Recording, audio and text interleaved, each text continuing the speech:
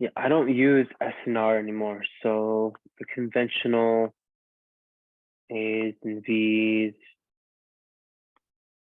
and the Head and Shoulders.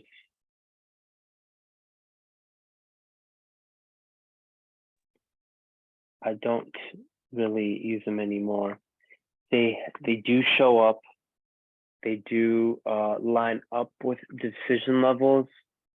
Hence why some of the markups will look like I'm taking the trades from them, but actually they're just coming from decision levels. And the decision levels, if some of you guys don't remember, or to give you a quick recap, it's the engulfing. This is the basic level. Don't look at don't go into the charts and just looking for this, but the logic behind this, right? Because at one point,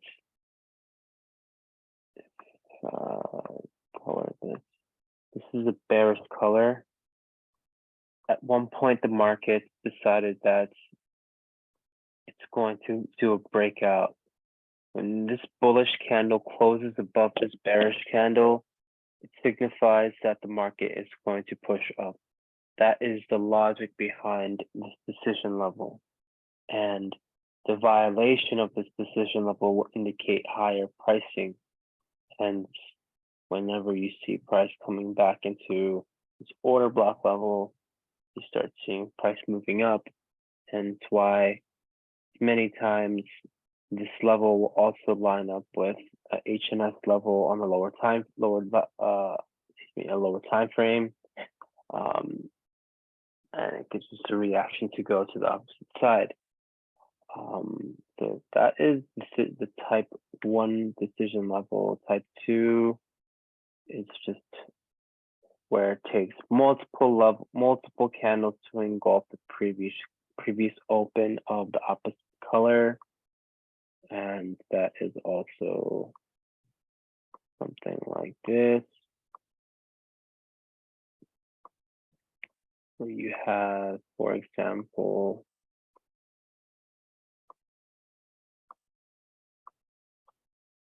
okay, let me get this.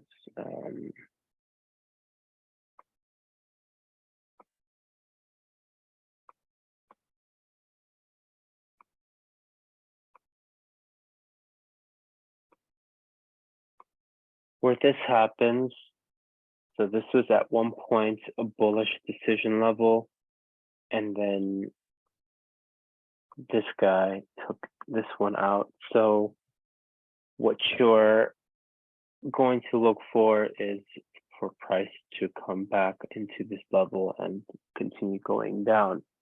And then the third type is just an open and closed gap that takes out another gap.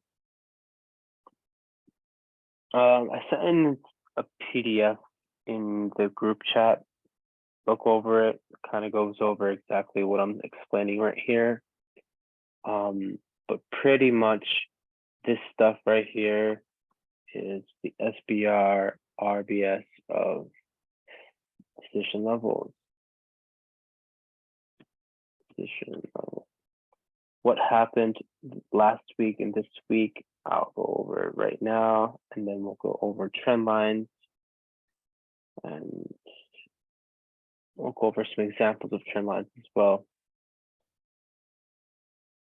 All right, so last week we were bearish on the monthly, bullish on the weekly, bullish on daily.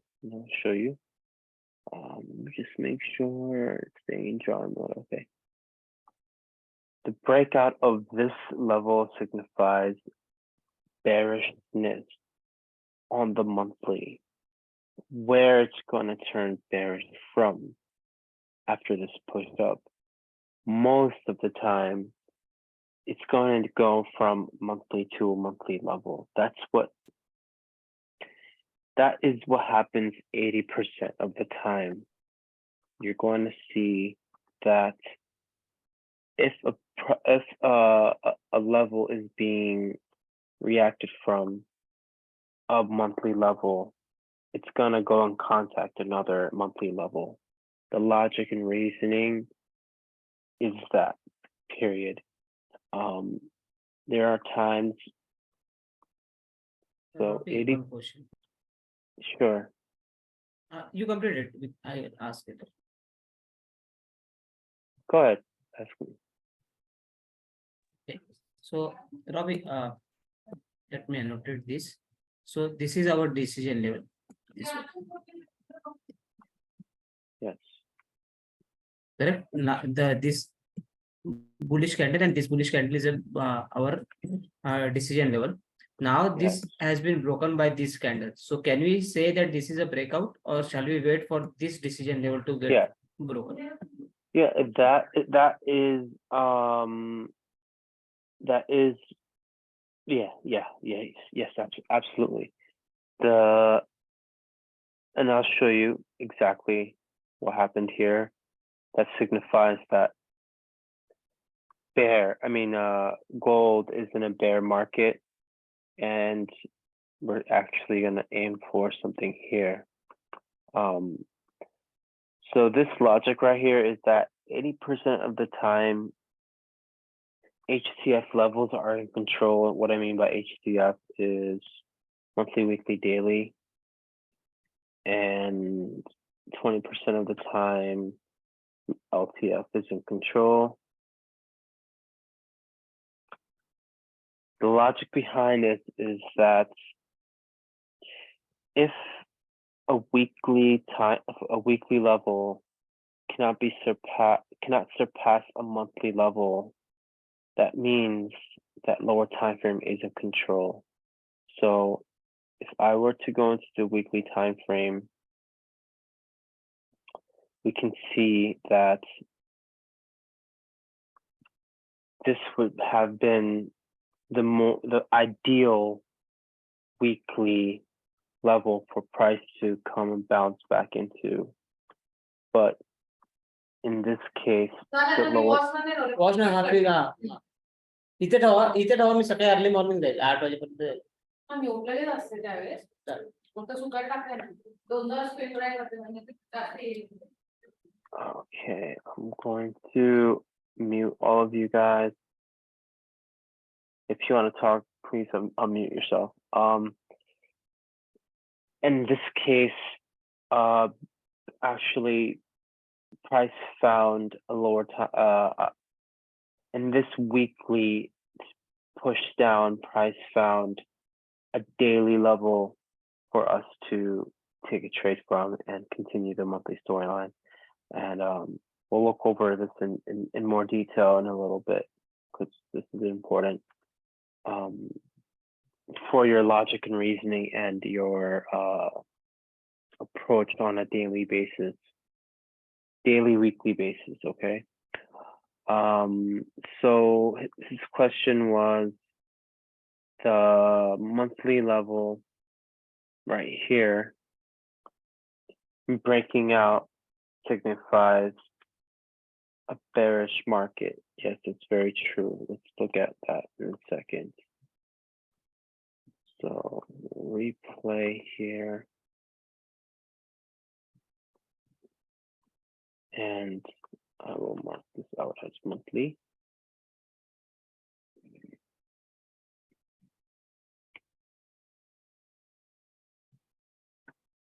So you can see the decision level that was created on the monthly actually broke this SNR level.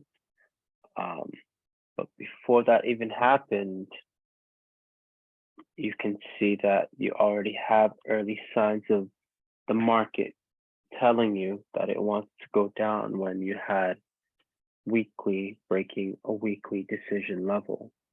Why is this a decision level? Can anyone tell me why?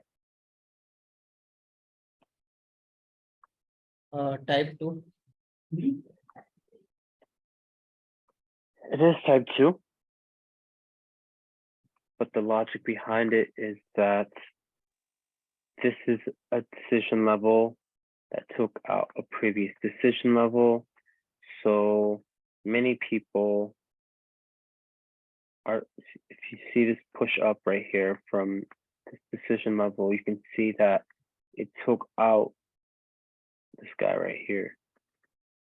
So we were bullish up until this break.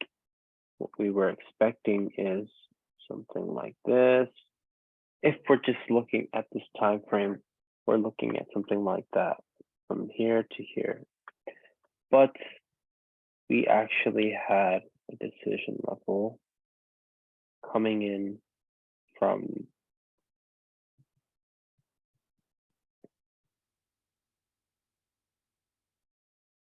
here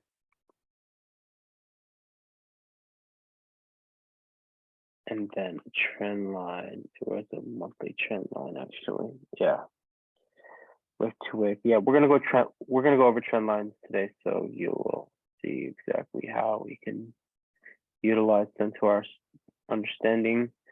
This wick to wick trend line also with the top of that, also the break of this weekly level signifies more bearish pricing. And the retracements usually come back to the source point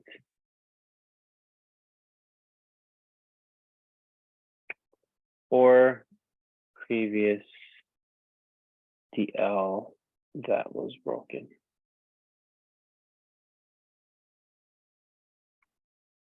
Very simple.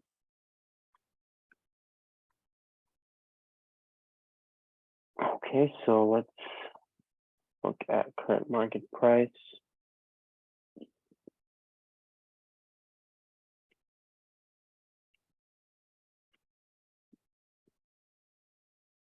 Hello. Hello, what's going on? I don't get that why that decision level was marked on weekly. On weekly, this one right here.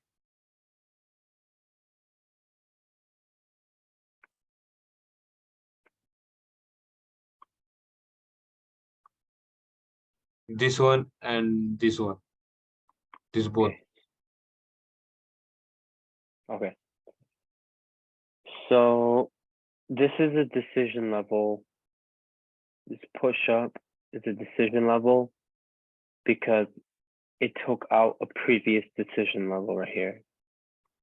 Why is this one a decision level? Because this push down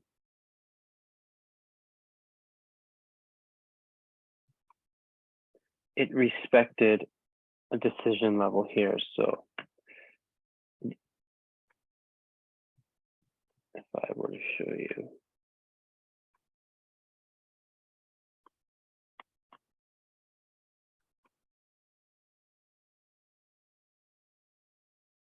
can you, well, no, let me for you anyways, clear on volumes. Okay, the pushed up right here, it broke this level. This level right here pushed price down into a decision level here. So it's respecting the bullish market to go up right here. Right? No, not this tool.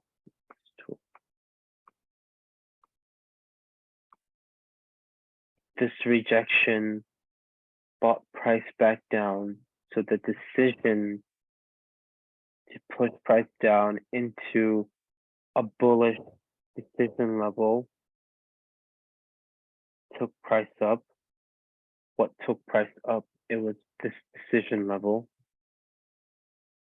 And then the break of this decision level gave us indication that because up until this point, if you look, up until this point, none of the bullish decision levels that were created were violated at all.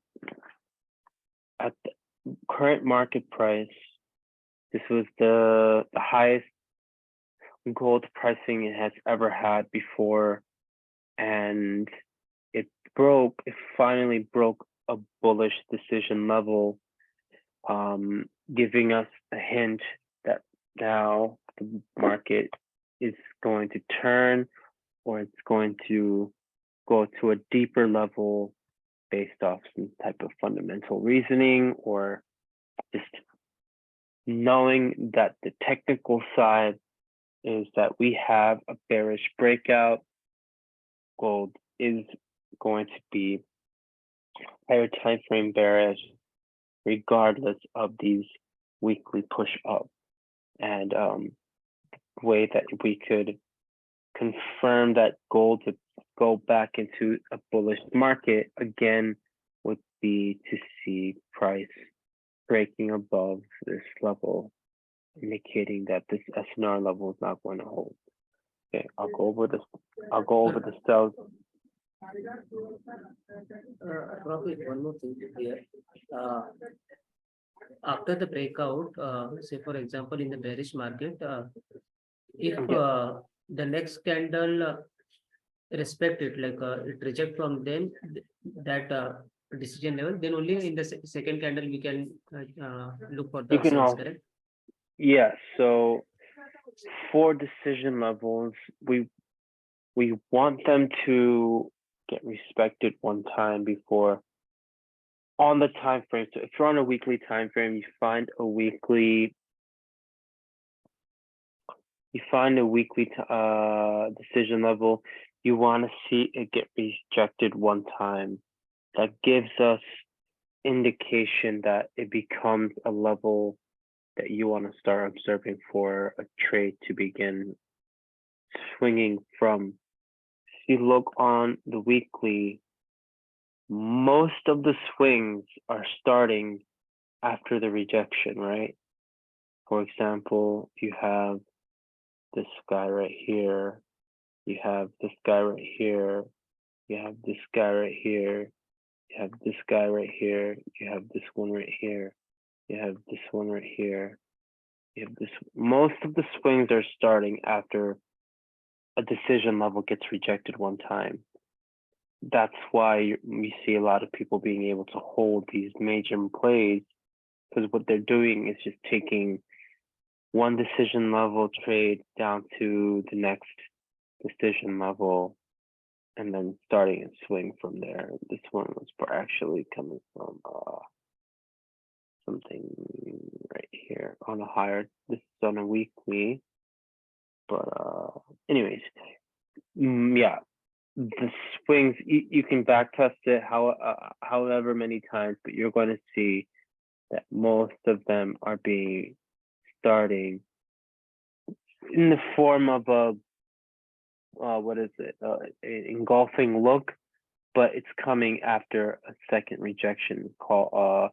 In our words, we call it last push, or just double rejection, or even double top, however you want to call it, right? Like this one as well.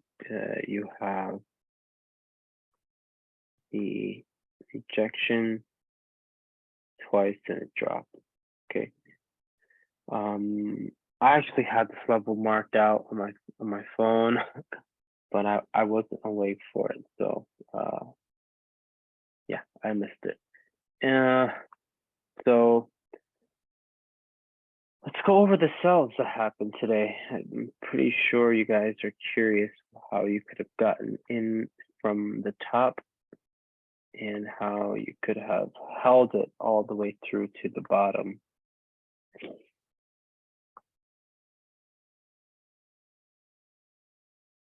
Mainly, it's coming from the daily H4, but let me just mark out some levels that will make a lot of sense why we have a selling market at the moment, right? So obviously we went over this many times already. We have this monthly level that's been broken out. Last 2 weeks, we had a bullish run. If I'm correct, yeah, 2 weeks.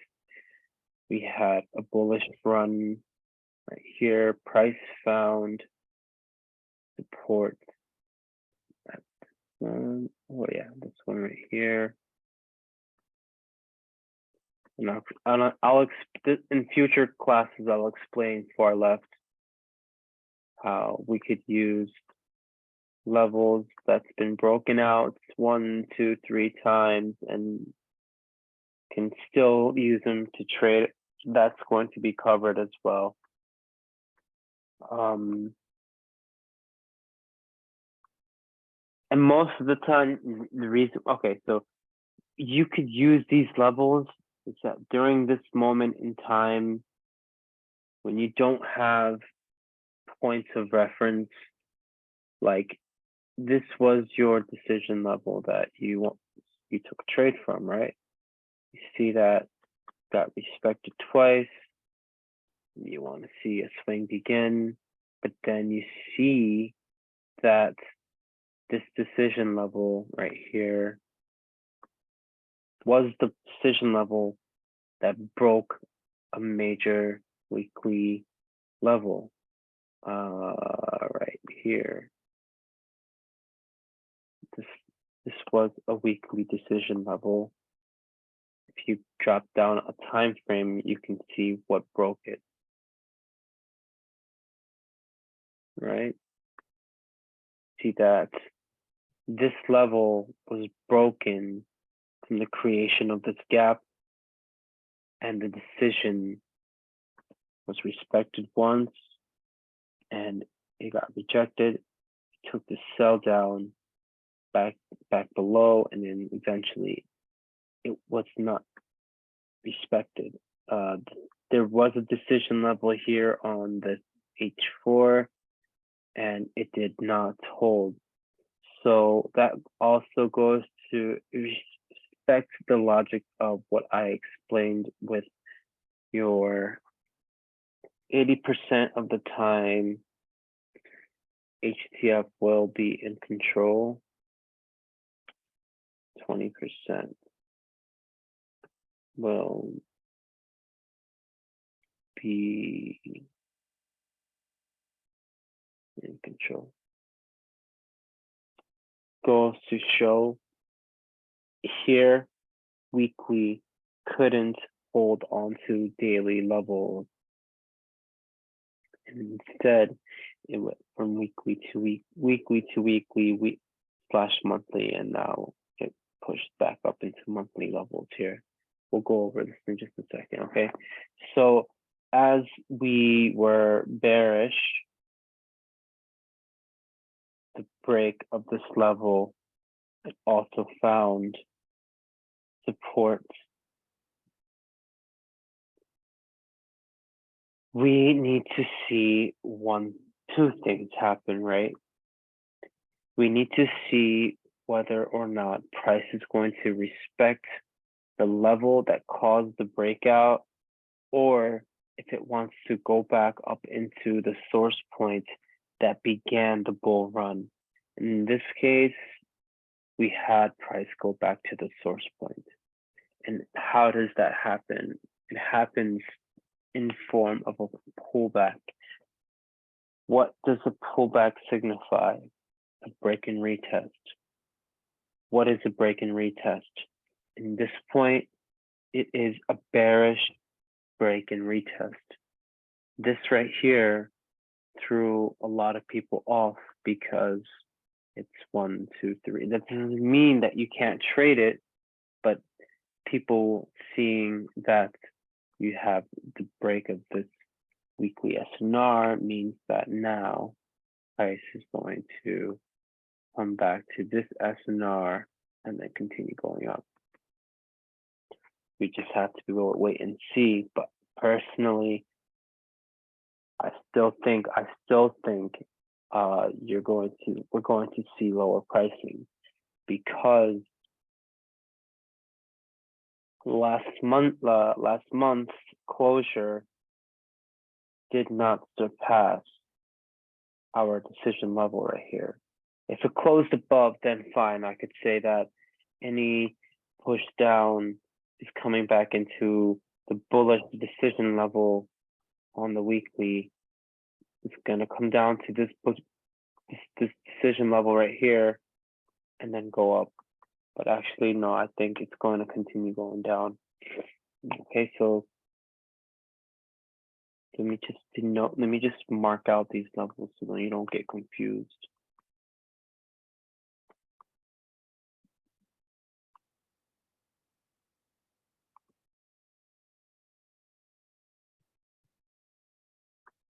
This is monthly and weekly.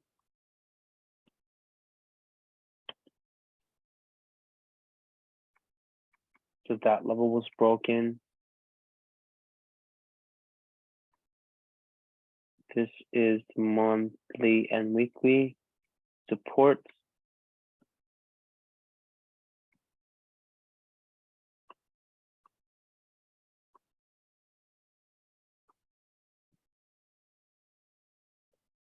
Let's go to weekly. This is not important at the moment. I don't think so. Yeah, it's not important. Okay.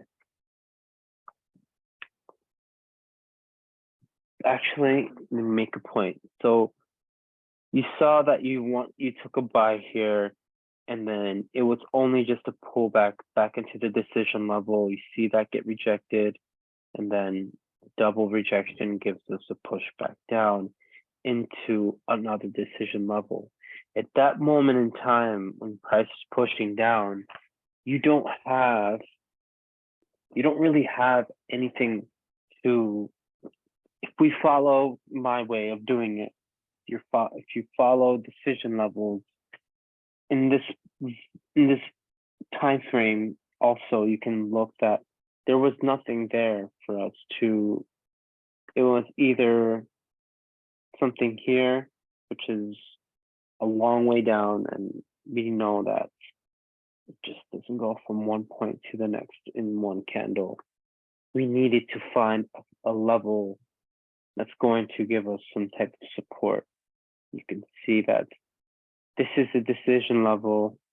If I can just very quickly explain why this is a decision level, then you would understand that it's okay to use this level, okay?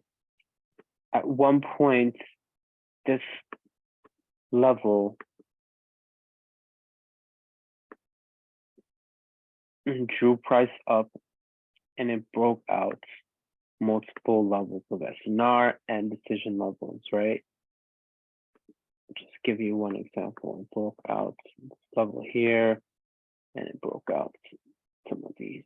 So it broke a bearish market, right? So the break of this level told us that any drop at one point, I know it's a big drop, but let's just look at this picture right here, right? This level, push up, rejection 1, rejection 2, you take this buy up into the bearish decision level,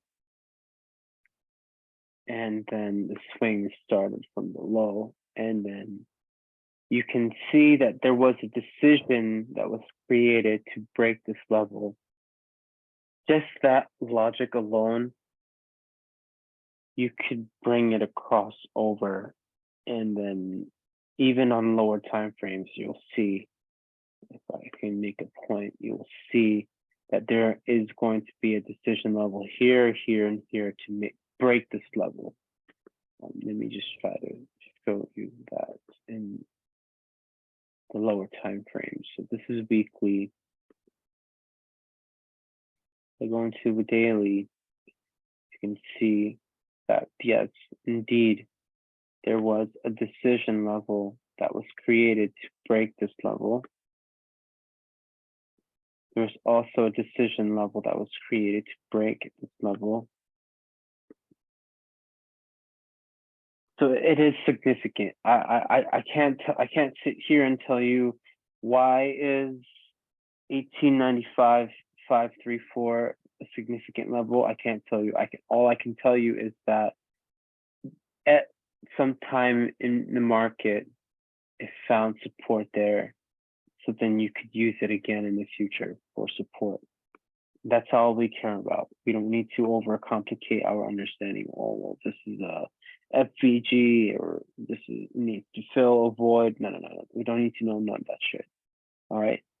Just the only reference point was that this was your decision level to continue the price going up, right? Because upon this rejection, price kept going up. And when you're selling, whenever we sell, our minds tells us we need to look for resistance, we need to look for support. Whenever we're buying, we always tell ourselves, well, where's the next resistance, right? So immediately when you see that price breaking this decision level, you're going to look for the next decision level, and it was what I just explained right here. Okay, great. So fine. Monthly is bearish at this moment in time. I think it was like a Wednesday or Thursday. Thursday started to shift the market to a bullish side. Okay, so was big Friday or Thursday? Yeah, Friday it broke out the decision level that took price down into this level. It broke, indicating that the next week we're going to see some higher pricing. Then what happened was price came back into the level to give us this push up. Also then breaking more bearish decision levels right here. So we have this break right here, right? So then we have to tell ourselves that any push down is just a pullback, right? Because of the fact that our market flow, even though we are bearish, the pullbacks is what allows us to get involved in the bearish swings. And yes, we have to be able to observe which decision levels that needs to be held for price to continue going down, right? These were the levels that most likely in live time you're trying to take a trade from. That's why we focus more on closure, because a closure above this level signifies bullish price action. If it goes up really high and then ends up rejecting it with the closure below, that's still a rejection of that level, indicating that you're going to get lower pricing. Okay, so price buys up. It buys up into our a weekly level. So let's quickly do that. Let me just hide the zoom shit right here.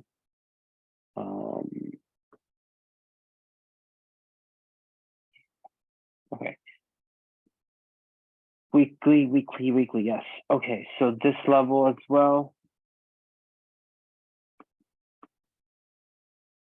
was our monthly to weekly refinement, however you want to say it.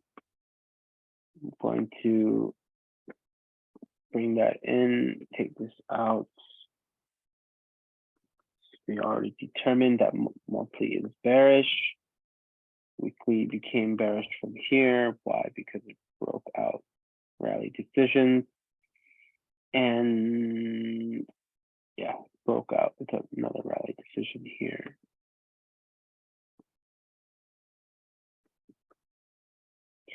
Like I said, even the slightest closure below a decision level indicates a breakout and a retest. Anything above is just going to continue price the way it's going down. This one was reacting to a daily decision level, if I remember correctly. So yeah, you see how I bought this SNR in. Yeah, it looks like that, but if you chop down a time frame, it's actually coming from a decision level right here. And this drop came from this level here. All right. Anyways, moving forward,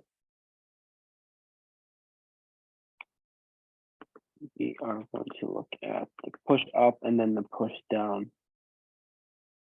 So the push up came when we saw that this level is broken, this level was broken, the drop came back to the source point that broke the drop decision levels, right?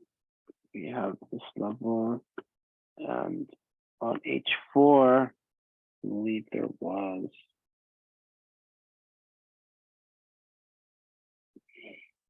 yes, on H4, there was a decision level as well.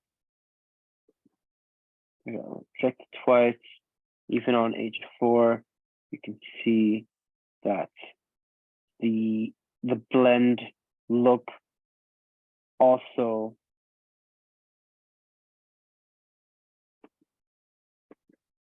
ended up giving us a breakout of H4 decision level here.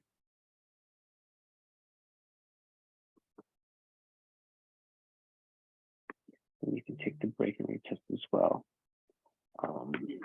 If I use multi-time frame analysis and even break it down further, H1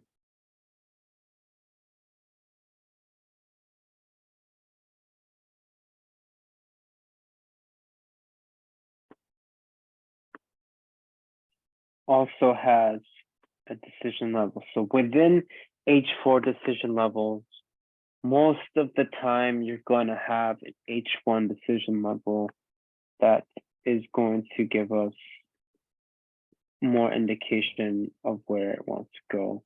Yeah, it did break below, but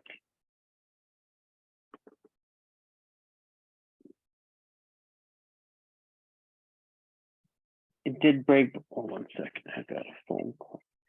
You guys, 1 second, I got a phone call.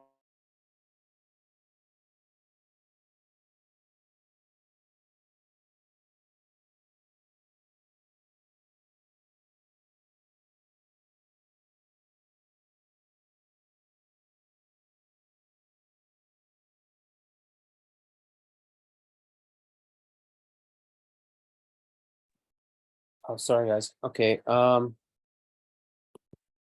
Yeah, H1 breaks of decision level is why we don't use decision levels lower than H4.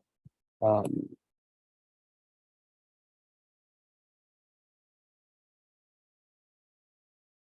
were we? Okay, so as we can see that this level is being reached, this level right here actually. On the daily, you have to wait for the daily closure. And when we see that H4 is coming down into the daily level, so let me show you. Daily is this guy right here.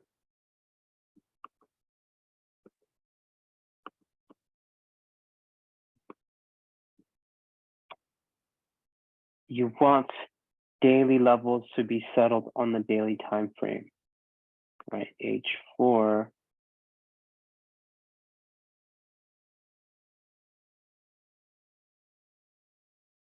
this one is kind of ugly. H4 is right here. Whenever you guys, I don't know what schools of thought you were coming from, but whenever you guys came from, whenever you guys do some type of refresh, what is it? Refinement, right? The wick. So this is the candle. And then this is the wick. Say that this is a weekly candle, your wick is, when you refine it, you find a level here, you find a level here, and you find a level here.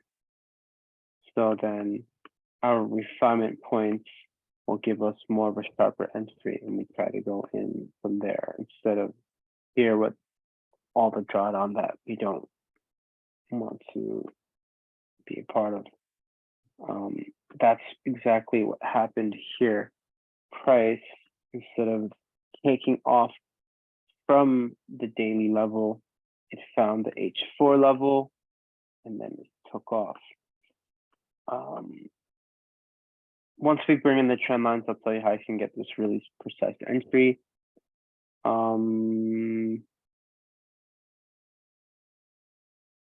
Yeah, this one, little bit more of an advanced entry, but let me try my best to explain why, because its 4 level was broken. Let me see if I could find the H1.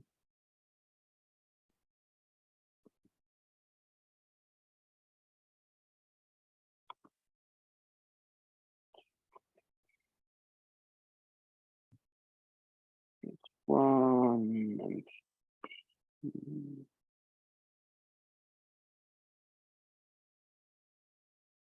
Yeah, this one will came from M15, guys. I will explain how you could utilize M15 in relation to real time. Okay, actually, let's do that.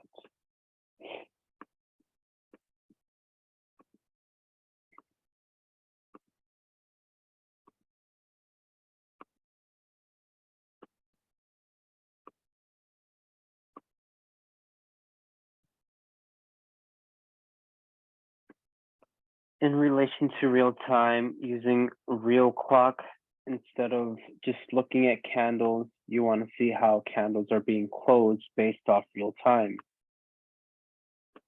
At the beginning of the hour, you want to look at H4, excuse me, M15 candle, how it's being formed.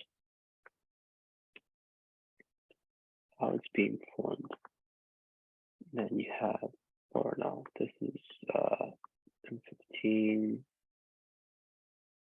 30,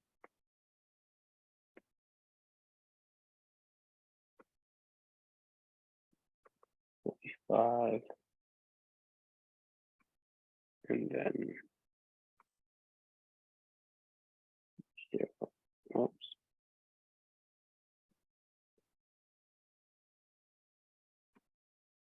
Okay. In this point in time,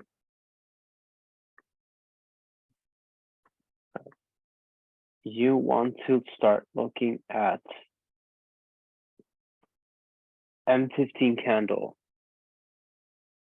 If your trade is coming in, or if price is coming down into a level or going up into a level, or it already did go into a level, you want to see how the hour is going to open up. That's why a lot of mentors in the past say H1 control. This is how you control using real time, right? When you see that M15 is selling down, you're bullish.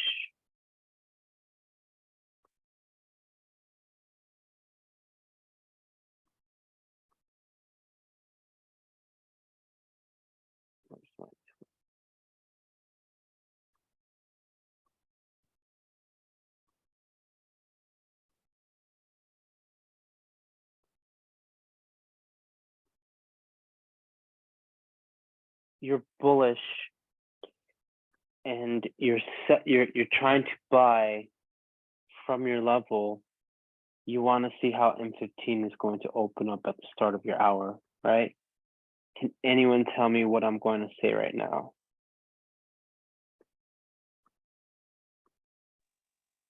OHLC. OHL. I think first will go down. Yes, exactly, right? Exactly. So even M15 has decision levels. In that particular example, didn't react cleanly to your H1. We could have used the trend line to get us more of a precise entry, but even if you didn't use trend lines, you could still drop down to a lower time frame and get the decision level that price really wants to go down to, and you can get into the trade and respectively. All right, so for that example, what the relationship with time is that it was the last 15-minute candle left of the hour, meaning that it did not close below the H1, it did not close below the M15 level, signifying that it was being rejected. So at that moment in time, you see that price opened up, it rejected the level, and most likely a trend line, and then it started pushing up. And then when it closed, when the candle closed, pushed up and closed, it created a rally decision. From that point on, price was bullish. So let me show you that here, right?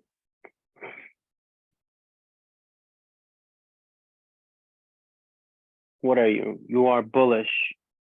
Your decision level is right here. Okay, but why is this a decision level, even though it's on the 15? Can anyone tell me?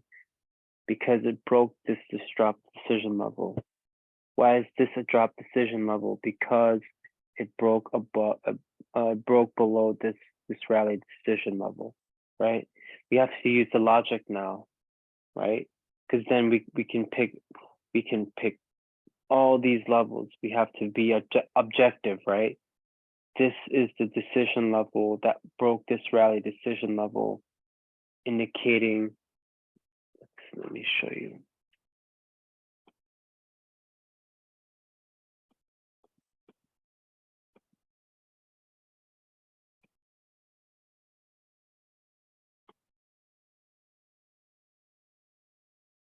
It broke this decision. Yes, exactly. You see that the pullback actually, after breaking it, yeah, it respected the decision level, but then the closure of the following candles couldn't hold below this level, and it signified a breakout. So, and then using multi-time frame analysis, you would be bullish at that moment in time, and that's when the market turned and gave us that big push up. Okay, so going here, this was a really ugly example, but there is a way to explain it. I just need to find the level actually. Give me a second.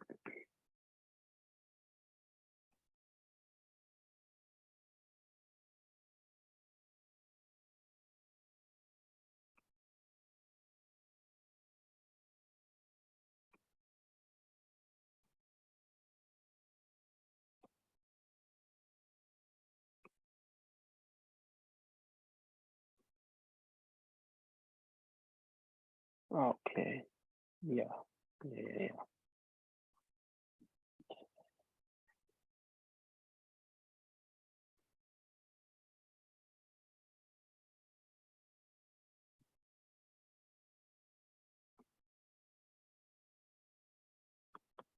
It's actually coming from a level that I pulled earlier. I'm being silly right now.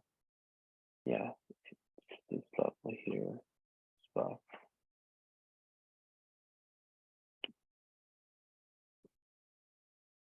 Let's go to H1. You can see that H1 held that price up, and it drove price above. Okay, so we have our weekly.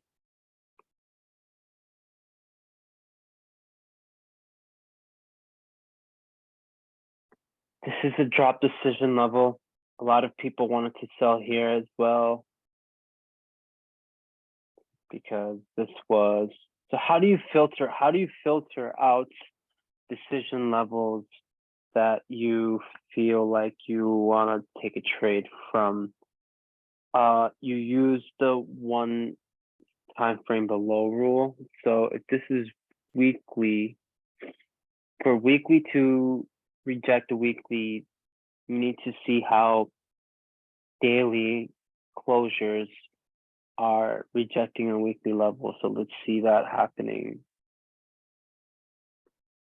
Because that's actually quite important. When you see daily breaking weekly levels, that gives you a sign of continuation of either a breakout or a rejection. So going into weekly, you can see that daily broke above this weekly level, indicating that this weekly level is no longer going to hold for this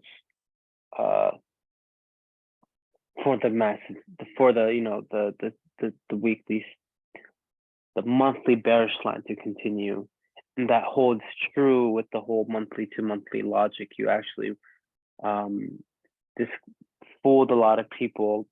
People were saying that now the 20% is in control.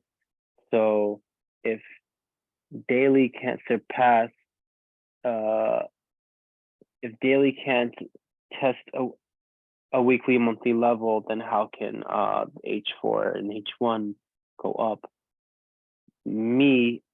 I knew that because we had a monthly breakout, keeping it very simple, monthly to monthly is what is going to happen. All right, so then where did price find support to go back up into our levels? I believe I actually took this buy here as well. And if I MTF into H4,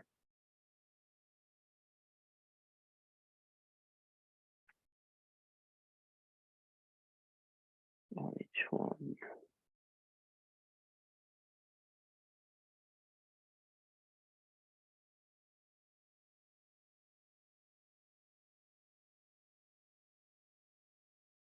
Yeah.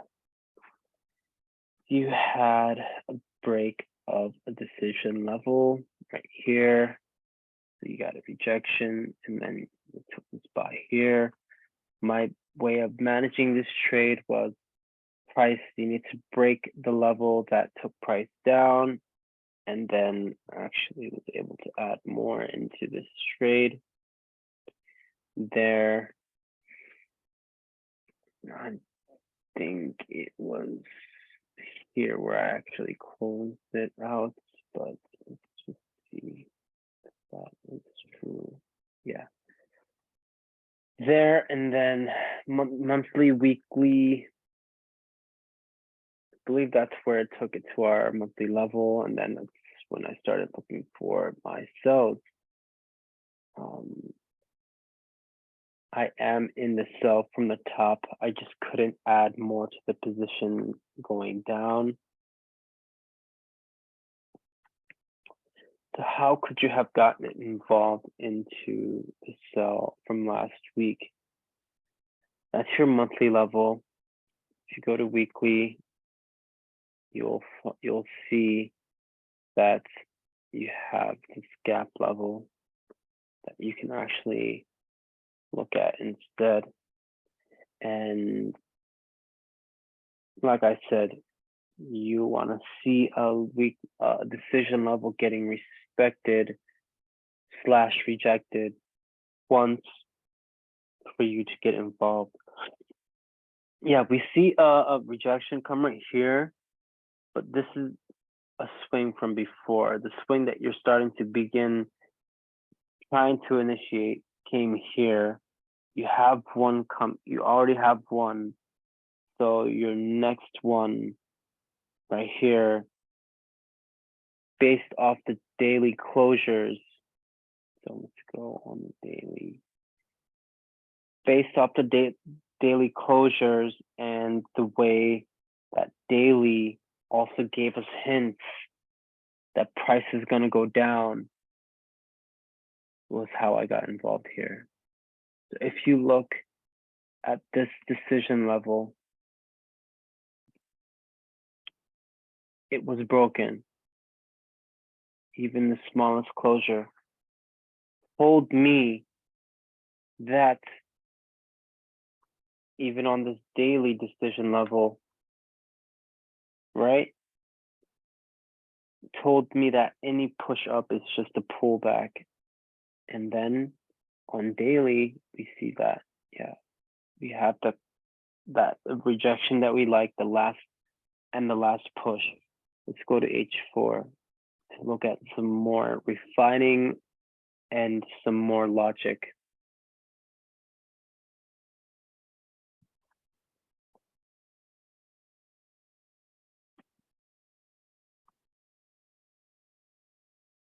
Okay, and also one thing, whenever you guys pull a daily level or a weekly level or an H4 level, don't change it, because I'm going to show you how you could have gotten involved. And excuse me, I'm going to show you how you can get involved in this cell without changing the levels, without refining too much. Because if you refine a level way too much, you're not going to get, you're going to lose a few of the higher time frame levels. So yeah, just leave them the way it is, and then look for the time frame that you drop into. Look for a decision level in that time frame. In this time frame, you see H4 decision level. There was a couple actually. This one, and then there was this one. It was two things. It was the decision level that took price out, and then it was the decision level that took the level out, that took price up. So you see that both of them were getting rejected on H4. The daily and weekly were getting rejected, and then the trend line could be your sharp, entry precision points. Either anywhere in this area you could have gone to enter. Okay, so how do you manage this trade? Initially, when you first enter this trade, you want to see price break the decision level that took price up. That's what happened. And then along the way down, you see that it broke this is H4. Okay, that's fine. It broke this guy, it broke this guy, it broke this guy. I think this is a major one too, a major decision level as well. Let's just confirm. Yeah, it was the major one too. That price broke.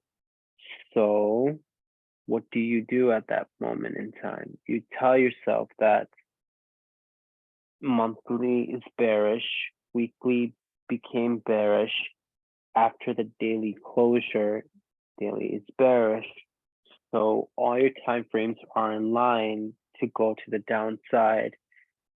If anything else goes up, that means that yes, the higher time frame is still in control. If daily H4 decides to pull back, it's going to show you how it does that by creating decision levels. And you want to see where prices, you want to find the decision level that price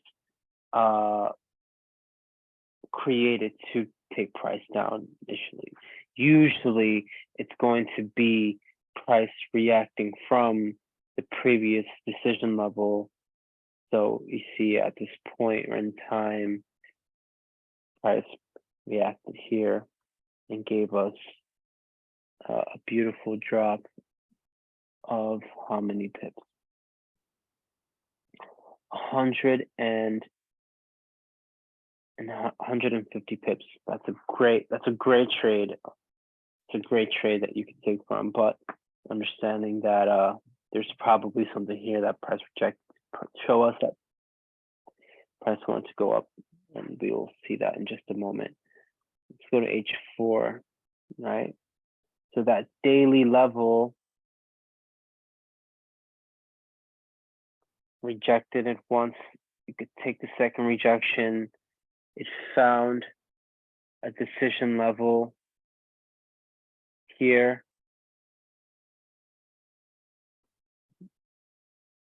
I believe there was also a weekly daily level that it reacted from as well. Oh yeah, right here. So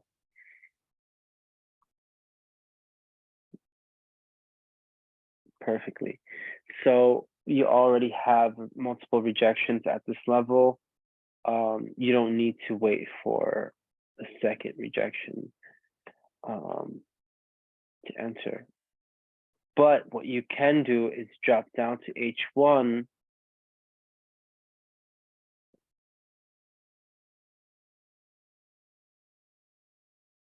You can drop down to H1 and then look for H1 decision level. And at that moment in time, you would see that H1 and H4 are both in line. And all you have to do from that point on is look for a trend line that makes sense with the current price action. Today, we're going to go over trend lines. There's 5 trend lines that we use. And if we can combine them with these levels, then you can get involved in these sells or buys and stuff like that. For this trade, you had not that one. There was a very, very, very clean one. I think it's nope. Yeah, right there. So you enter here, and to manage this one, again, you look for the break of the decision level that took price down, which is right here. And then to add more, you just take breaks and retests of decision levels. And you can see that you had this one right here, breaking retest of this decision level. You can add more to your position. What is this? 9 o'clock, see 7 o'clock in 30 is usually when you drop news. And then you see this very big spike up. Yeah, let's go over the cells. I'm trying to go over the cells, but then these trades need to be explained as well. So please bear with me. One more, sorry. Can you go to 4 hours? Yeah, one more thing. 4 hours. Yes. So, this was our decision level, correct? And then it rejected from here, okay? And now what we will be expecting is that it should react again from here somewhere, like, or at least for 50 or something. But it went through directly. So in this case, it would be a loss for us. So how do we avoid this? How do you avoid this thing? Is there any other confirmation? Oh yeah, of course. Yes, yes, yes. Yes, yes, absolutely. Okay.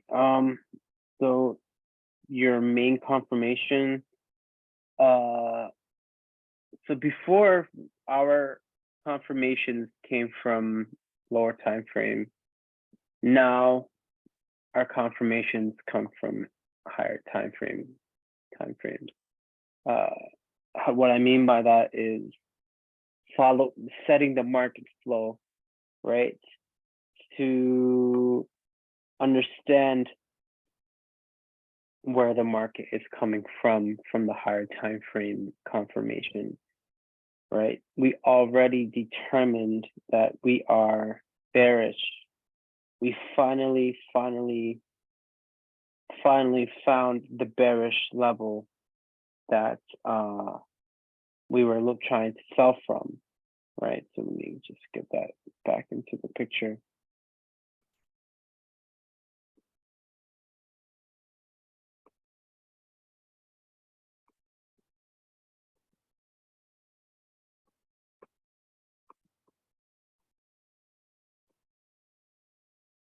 Okay, so we finally found initiated a sell, and I know people were trying to buy this. I know people were trying to buy this because this is a level of a decision level that let me see something.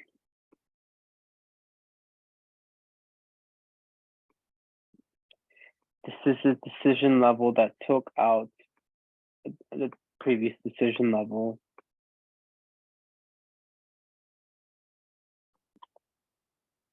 And you want to see a reaction come here. Then at least if you want to sell, if you want to do something like this, you could do that. You want to see something happen, but how can you avoid taking a trade from here?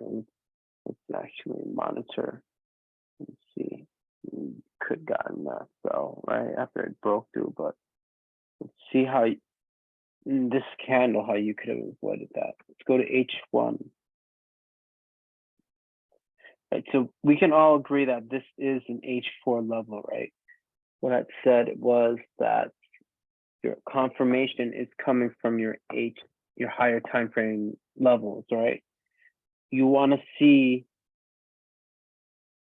candlesticks being settled the time frame that you're finding the levels, but you can also get a sign of continuation or rejection if you drop one time frame below. This is H4, drop to H1.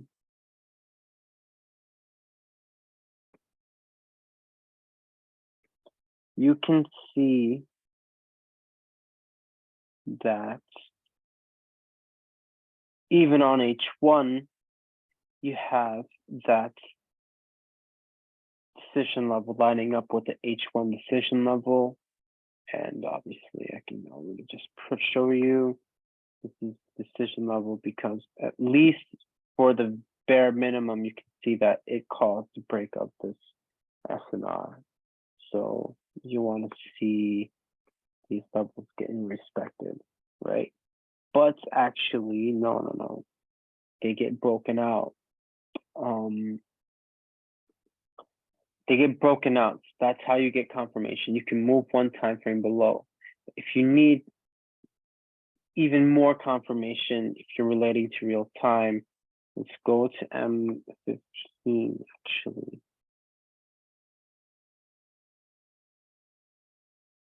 Perfect.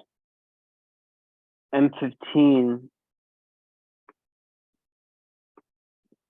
is also creating a drop decision right there to break down this level. And then what do you see?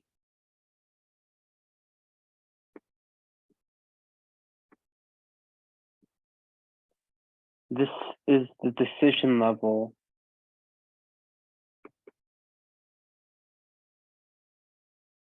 There was a decision level here that broke. I mean, after all the refinements you do, H1 gap, you don't really need to refine it too much, right? M15 to H1 is that. But that H1 break of the H4 decision level gives you early sign of continuation that these SNR levels are not going to hold, right? When that's true. So any rally up is just a pullback. The pullbacks are where people get thrown out. This is where people really do get screwed up because I mean, even we it happens to the best of us. We have a one bias problem, meaning if weekly, daily is bearish, we always have a problem that we should only be looking for sell, right? That is actually it's good, but it's bad because then you're going, if you're bearish and you're looking for sells, you're trying to pull every level to take the sell from. But now if we shift our understanding to having two biases for your daily trading, then you're open to understanding that one bias is bearish based off of the higher time frame market flow. The second bias is going to be derived from areas where you expect a pullback, right? Areas of pullback are usually going to be areas that took price up. As you can see, the level that you mentioned, it took price up, but there was something up here that confirmed a higher time frame direction, continue price going down, and then you just get, even on H4, you could enter based off of the SBR RBS of a decision level, right? Let's look at how. If you just stayed on H4, I believe there was this trend line, not this trend line. There was that one. No.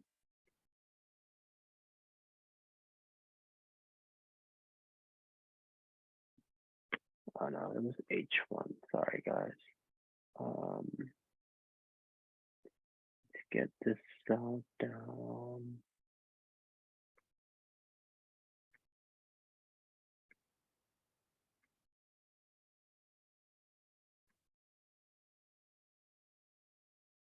There.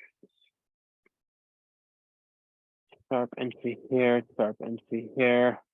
So I got this cell right here. And then I was able to add something here.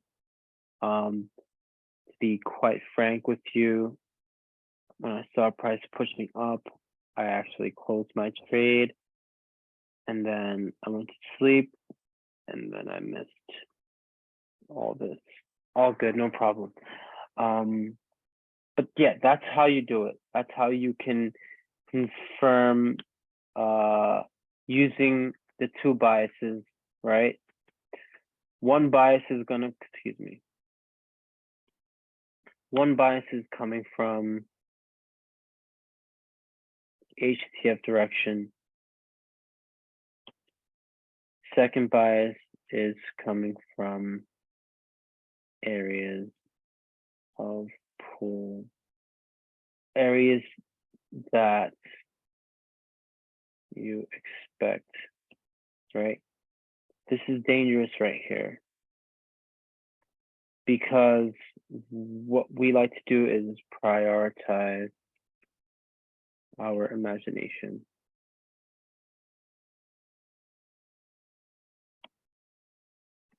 We like to prioritize our imagination. What does that mean?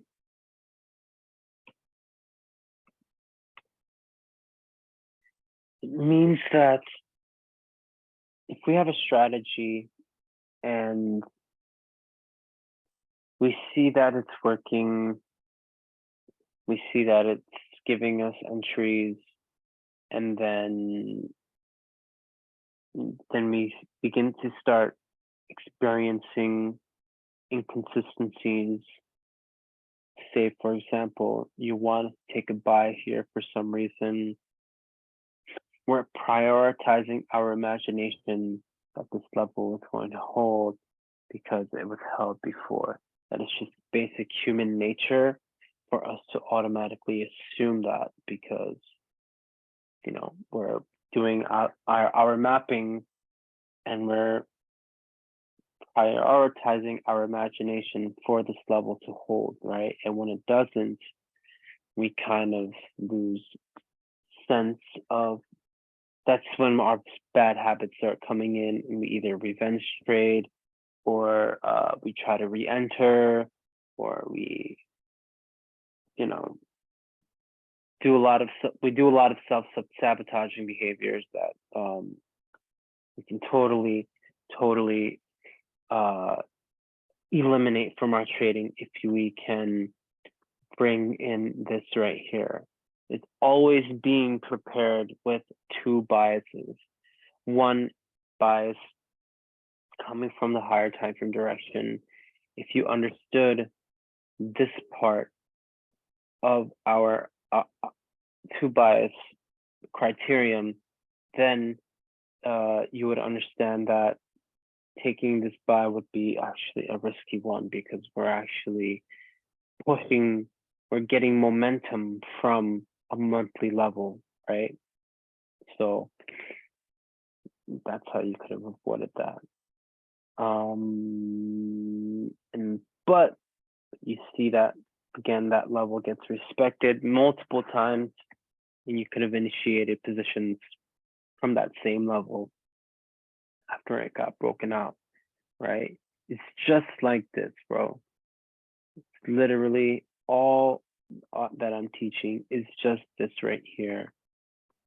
But instead of something within the apex or the classic SNR, there's something here, there's something here, there's something here, there's something here, there's something inside that's creating these levels that you mainly want to focus on, right? And then it is basically the breaks and retest of these levels coming here, and then coming here, and then or coming down here. It's just that right there. How do you play this? Is multi-time frame analysis, right? It's seeing that when price is coming up into this level, this is daily. You want to see how H4 is coming up into this level, right? If H4 is giving you a rejection here one time, so let me draw it out. Gives you a rejection there, and then the next H4, it pushes down.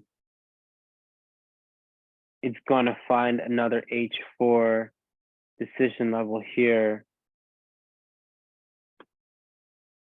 to take price above, right?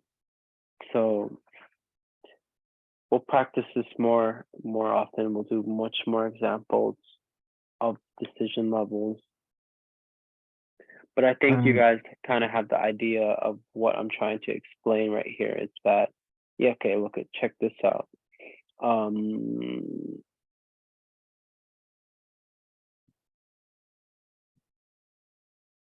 Robbie, hello. Yeah, this, what's up? How are you? I'm doing good. Yeah, bro. Like I have a small doubt. Okay, like two questions. So can I go with that? Yeah, go ahead. Okay, can you just go to daily time frame? Okay, and which broker are you analyzing from? Oh, and I switched to now. Okay, good. Yeah. Bro, like today in the morning, okay. I just marked this level as my that decision level from daily, okay. And Mhm. then I switched to 4 hour, and then I saw that okay, I need something to go up, okay, to this level and then drop. Okay. Mhm. So Mhm. I was in longs here. Then I just saw that this is also a decision level over here. Okay. Yes. So from here I got a trend line like this. Okay. So Mhm. I took the sell, okay, but like I took the sell from here, okay. Like I was not confident to take this one. I was thinking that this was the daily level, so this will be more prioritized than this level, right? Like Mm. this is from the higher time frame. So in these cases, like what should we do? Like how to do How? that? Yes. Yes. All right. Good question. It's a very good question, and good job on catching the cell. Okay. Thank you, thank you. So he got the sell. And how do you remain holding the cells? Yeah, yeah. Okay. So this is your daily level. Remember when I said 80% of the time, higher time frame is in control. 20% is lower time frame. In this scenario, H1 and H4 were in control. And I'll tell you how you can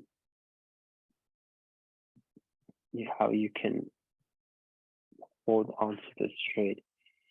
So this is H4. Let's go to H1. All right.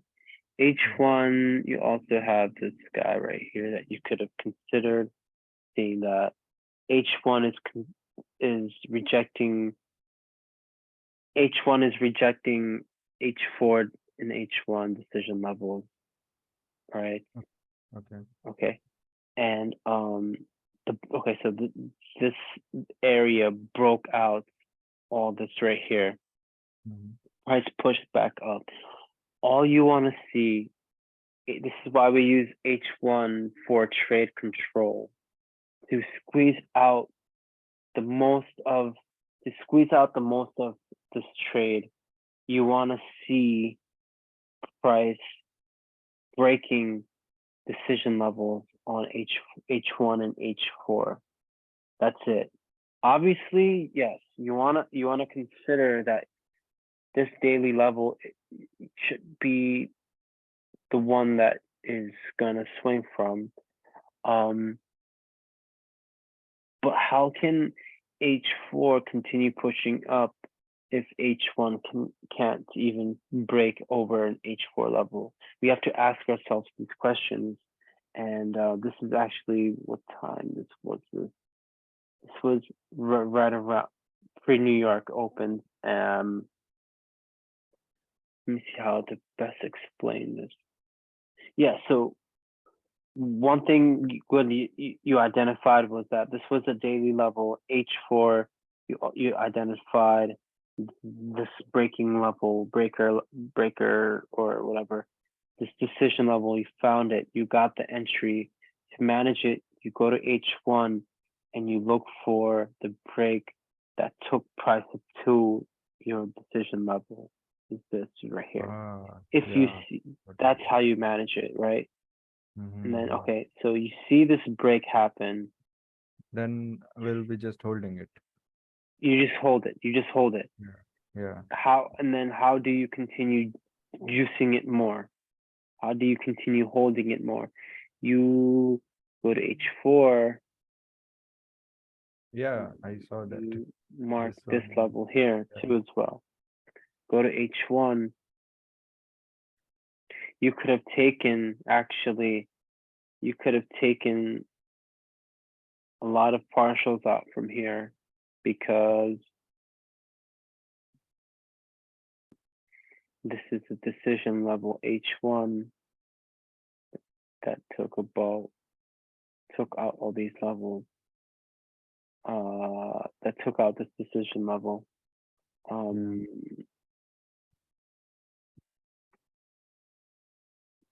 Go to H1. When I woke up, I was seeing this right here. Yeah, we have this double rejection of this level here, but you want to see something. When you see this rejection happening, when you see this rejection on this time frame, did it break in the closure of this candle? Did it break any drop decisions? No.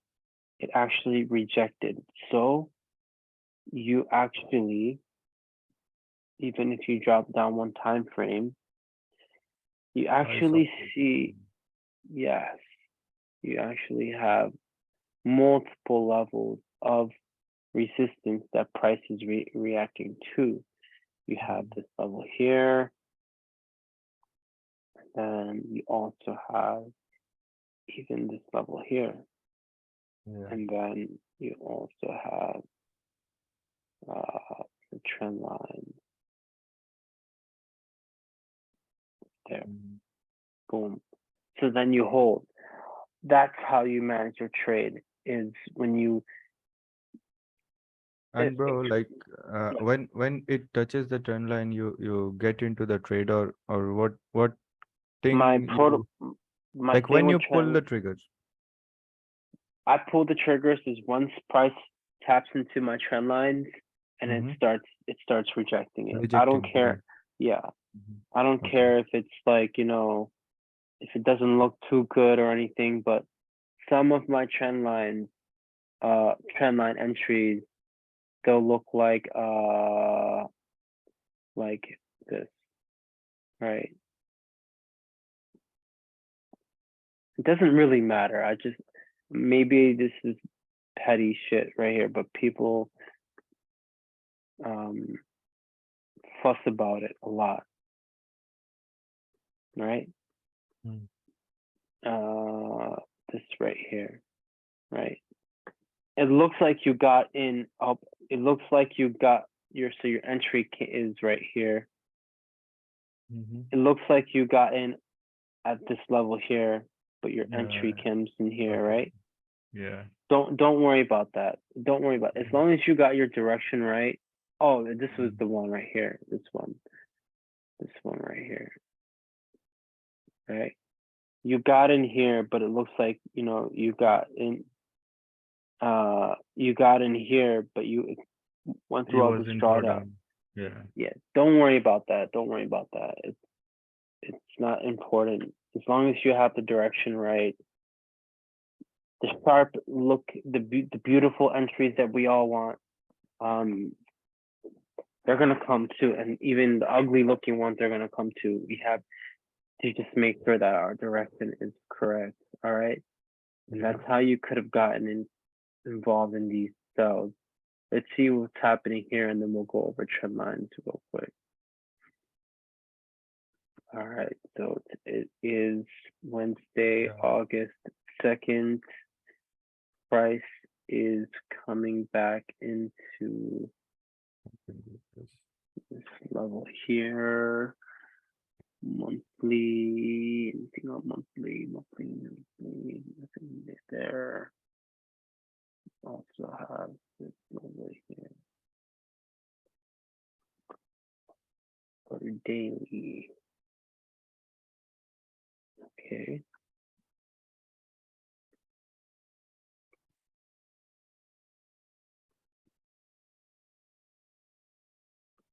Okay, so this is what you want to see for the rest of the day. Mhm. You have this open and close level.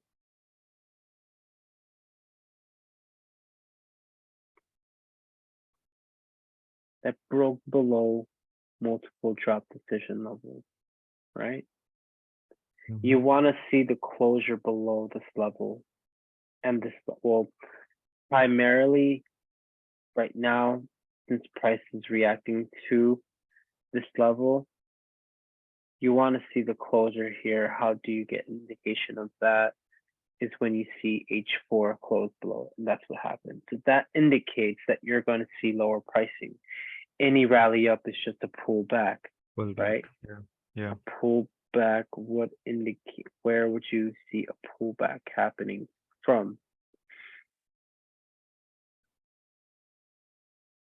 Mm. Something like that. Pull back into a previous rally decision to continue, or is that, and how do you confirm this? Is when you see that price, say you entered this position, you want to see price break the rally decision that it took price Mhm. there too, right? And if that doesn't happen, then you can take major partials off of this position right here, right? So then how can Yeah. you even get more indication of lower pricing. It's 2:45, 2 minutes left until 15-minute candle closure. You can see that this is the drop decision. This one, this one, right? Yes, you want to see a closure below that half. You want to see a closure below that. If Yeah. it's 2:43 and it's Olanda, that means that you have two more H1 candles. Personally, I would just keep holding it if you were in this cell, because you have what is it? Let's see. I see rejections. Yes, I do. But that should be expected, right? If you look at OHLC, Yeah. you're going to see the wick Now it happening. should cap it like for today. Yeah, exactly, right? Hmm. And then the next day, I'm just trying to see if it's finding support somewhere. Yeah. The higher time frame support, which yeah, I mean, this is a daily. If there's anything on the weekly, that would be awesome as well. I think so. I would say actually daily and H4 are in control. Let me take all these Mhm. levels out. Okay, so we have a break of this level here. That's good. That means that our bearish storyline is still in play. That is our support area. We also need to consider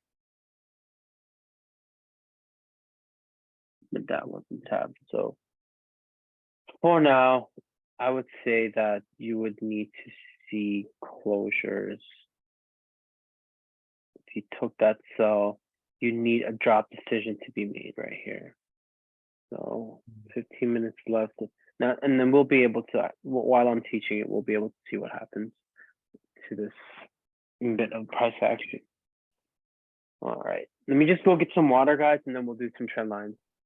Yeah, sure.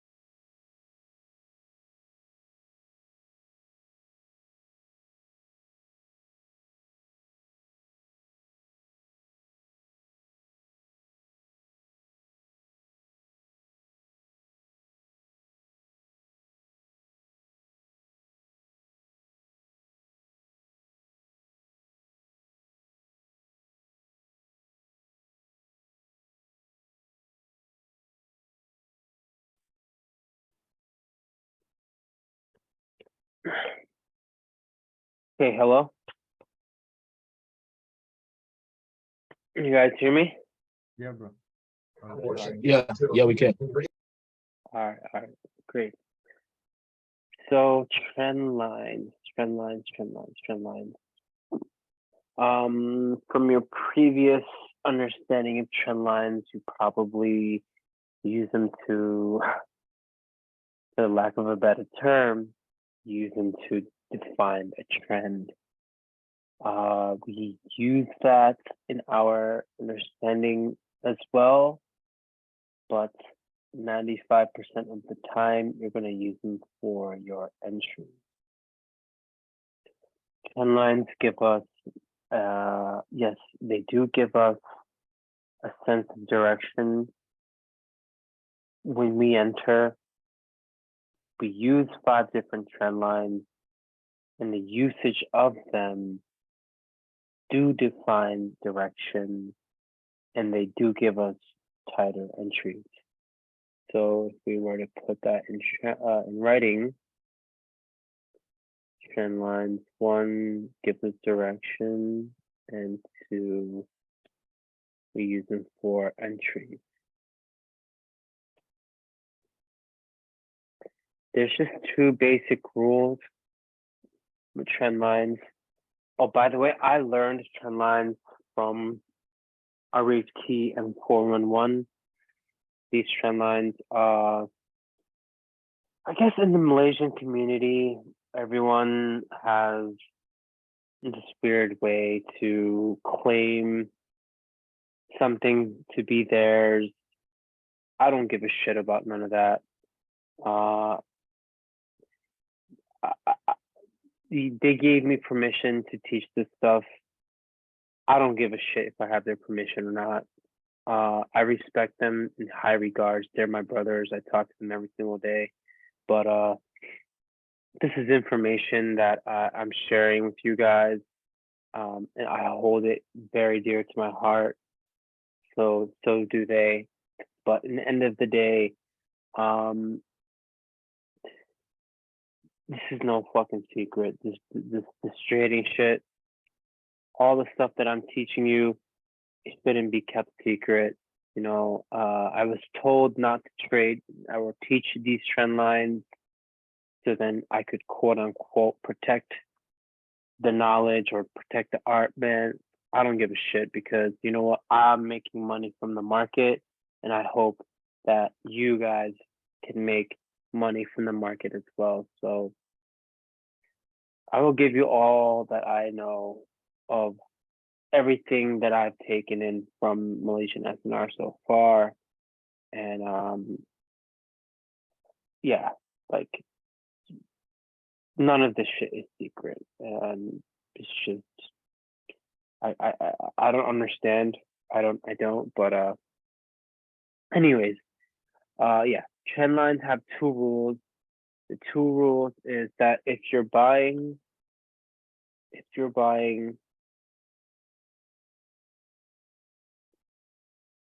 your trend line needs to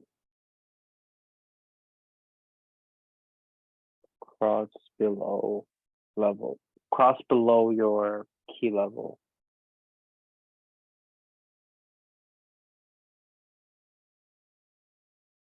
And I'll go over examples, obviously.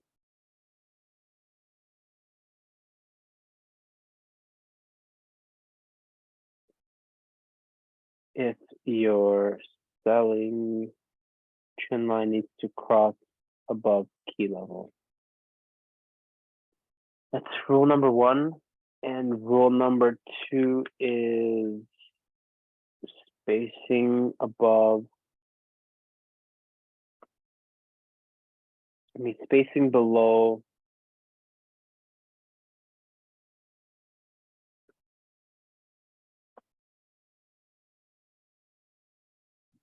H1 should be close to perfect. H spacing above H4 can be irregular. Okay. So 2 rules again. If you're buying, trend line needs to cross below key level. If you're selling, trend line needs to cross above key level. Spacing below H1 should be close to perfect.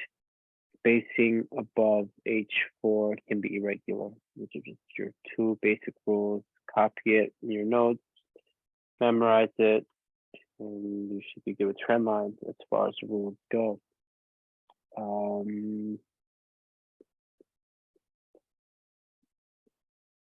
Screenshot it when you're watching the video. Do you have this in your notes? Okay. So yeah, let's go over trend line 1.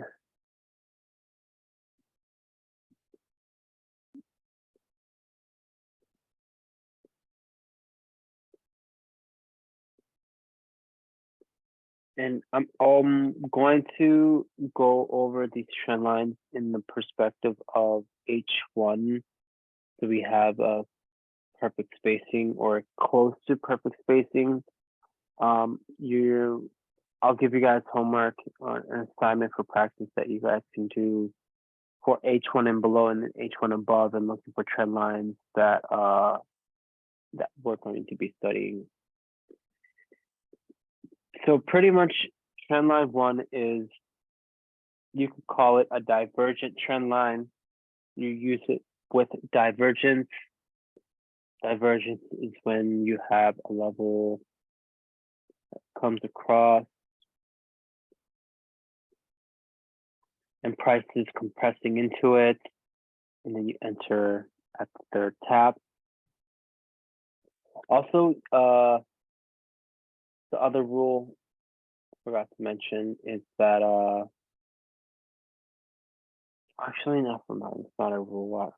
I'll go over it, but you want to make sure that your first and second points are being connected at the A's and B's to the closing prices.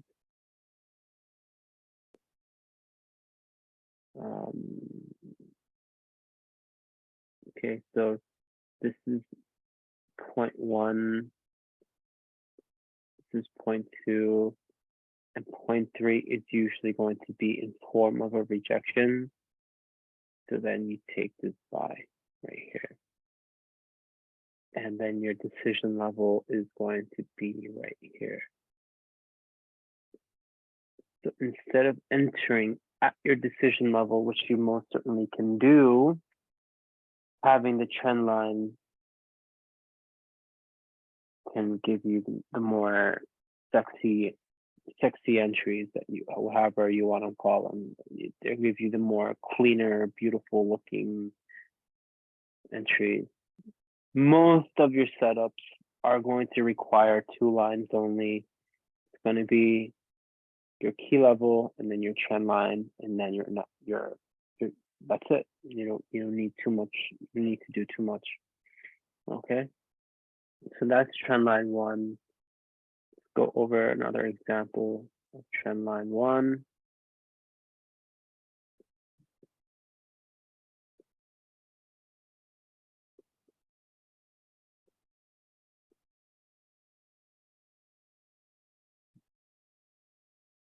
Like that.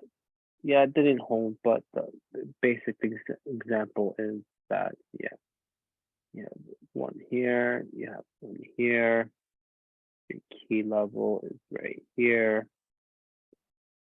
You enter above it. Gave us maybe what, 20 pips? Not bad. Let's go over some more examples.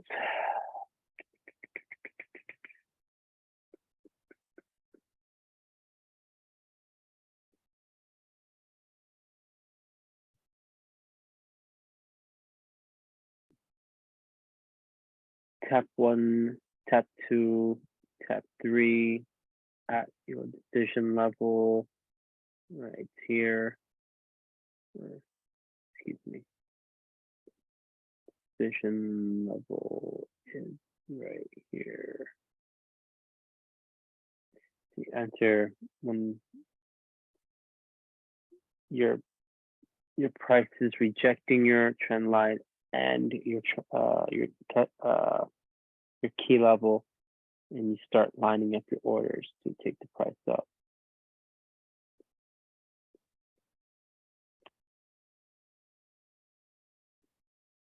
Another example.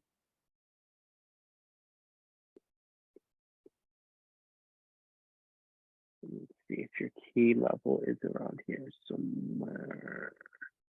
Yes, yes, we have it right there.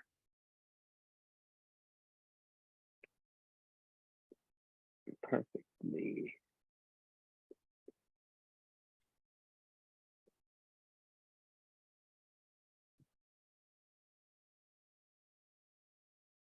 Entry comes in here. Drop. How to manage it? You just wait for the closure. If you see something like this happening, this is H1, drop down to M15.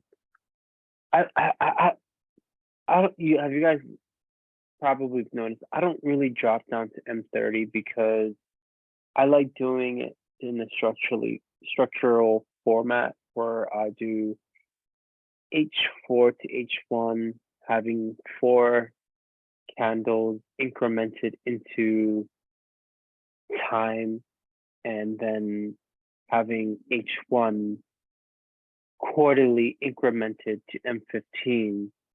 So then I'll have more of a systematic way of relating to time in sequence of whether I determine whether or not I validate a breakout or rejection. So when you see this happening, this example, this is the key level. Actually, we had a breakout, so anything up is just a pullback. Let's see if that gives us another re-entry. I'm just curious, by the way. I want to see if there's something here that would have given us another re-entry, because it was a deep pullback. So why did it pull back? Do see this one, and I do see this one. Do see this one. Just curious, just curious. Let's see.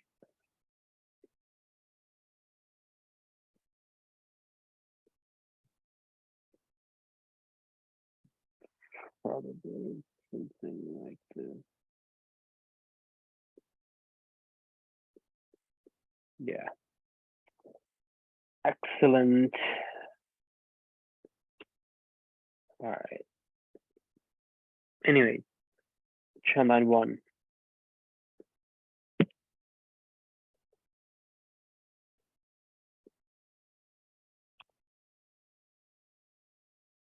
Any questions of trendline 1? Pretty basic. Nothing too much of it. Connecting 3 dots.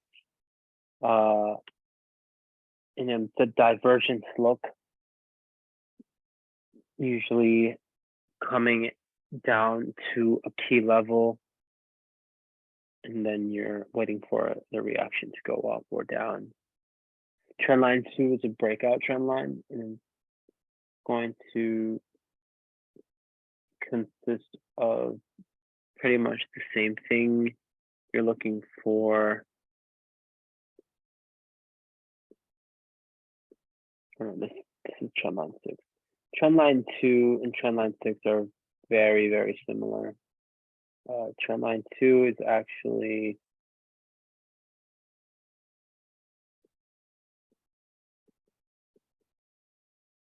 the break of support or resistance in the retest. So it's just dynamic support and resistance being retested right here, something like that, right?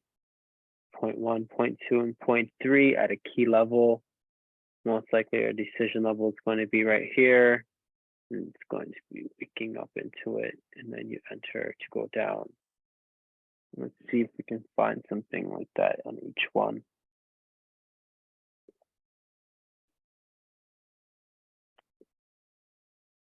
I think this is one right here.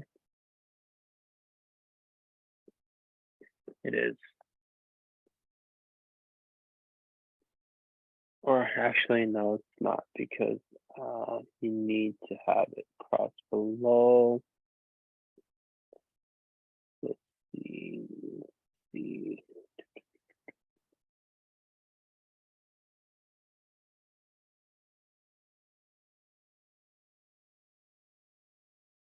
Yeah, this one should be it.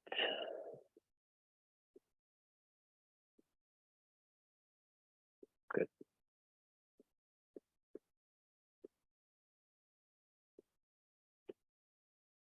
So our key level is right here.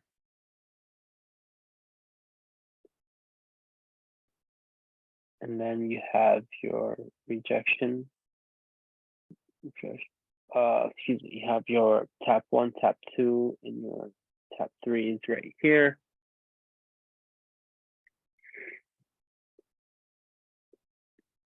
Let's look for some more.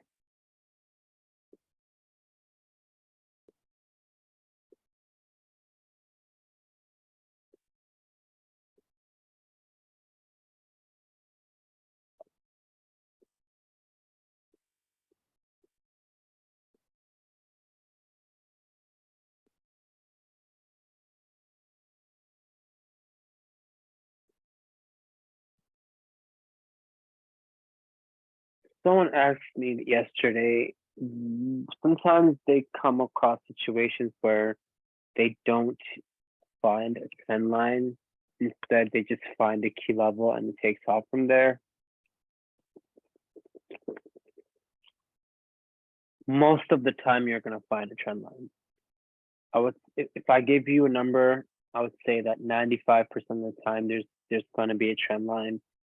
And back test this enough and you'll see that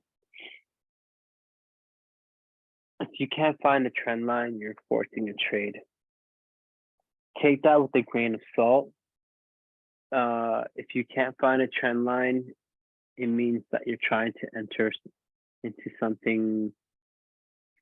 You're trying to enter in a move that's already happening, and you gotta wait for two things. You gotta wait for price to establish its direction. So for this example, let's just say you needed to see whether or not price is going to reject this level or break it. In this case, it broke it. So whenever there's a break, there's a retest where, and in our case, it's going to retest a decision level. And it tested exactly just that, pinpoint. So for you to be involved in this, yeah, you can look for a trend line, but do you really need it if it's this tight? No, not really.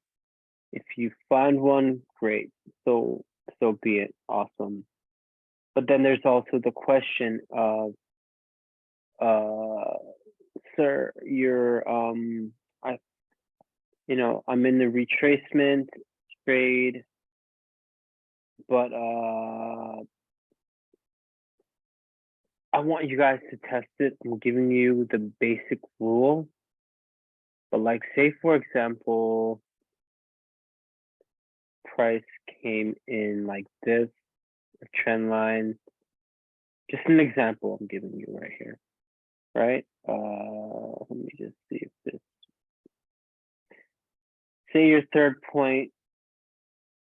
This is your third point right here. Whatever. Let's just say that's point 1, point 2, point 3. And your SNR level is not below, it's actually above. That doesn't disqualify the trade. It doesn't mean that this trade is invalid. But for many of you, you might want like a systematic approach, a way to make it more for lack of a better term, systematic, you want to follow rules of a system, then you take the trade only if it crosses above it. There's people who say whichever comes first. There's people who say,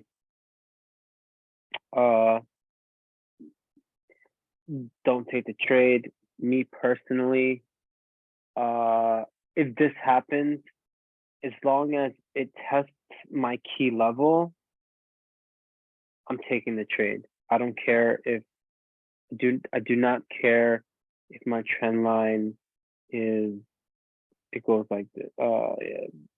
Like if my trend line's like this and my key level is like this, I don't care if this happens. This is completely valid for me. Because for one, it's rejecting my trend line and it's rejecting my key level. So back test it, see what works. Give you the basic foundational rule is that if you do want to sell, your sell ideally should be something like this, where it's crossing above your SNR or your key level, and then also you enter while it's rejecting your trend line.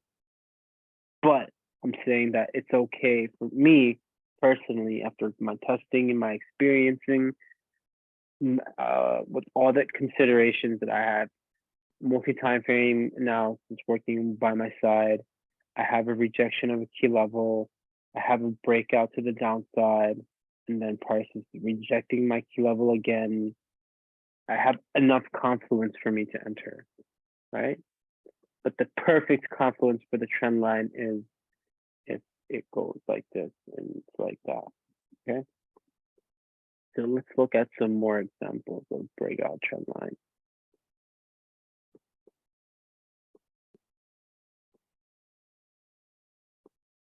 Breakout trend line.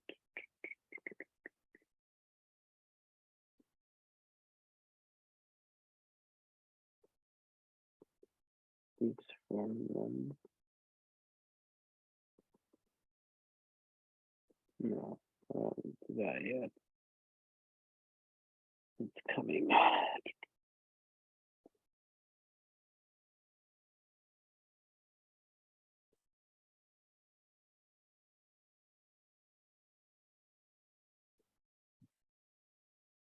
Yeah, I think this can be good. This could be good too.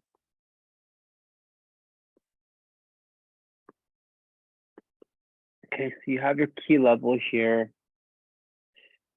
Price. The point of a breakout trend line is the idea of a breakout trend line is that price is breaking out, right? Breaking out resistance.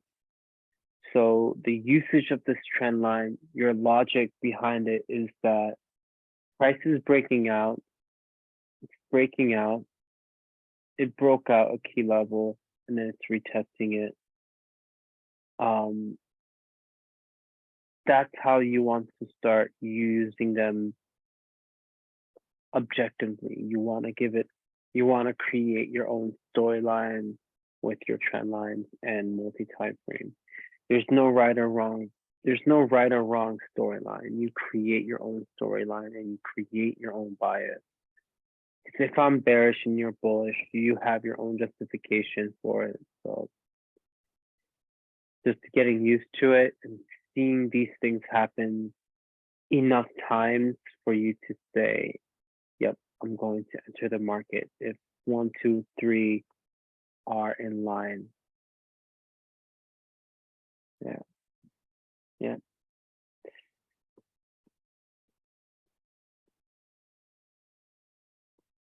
All right. I think this is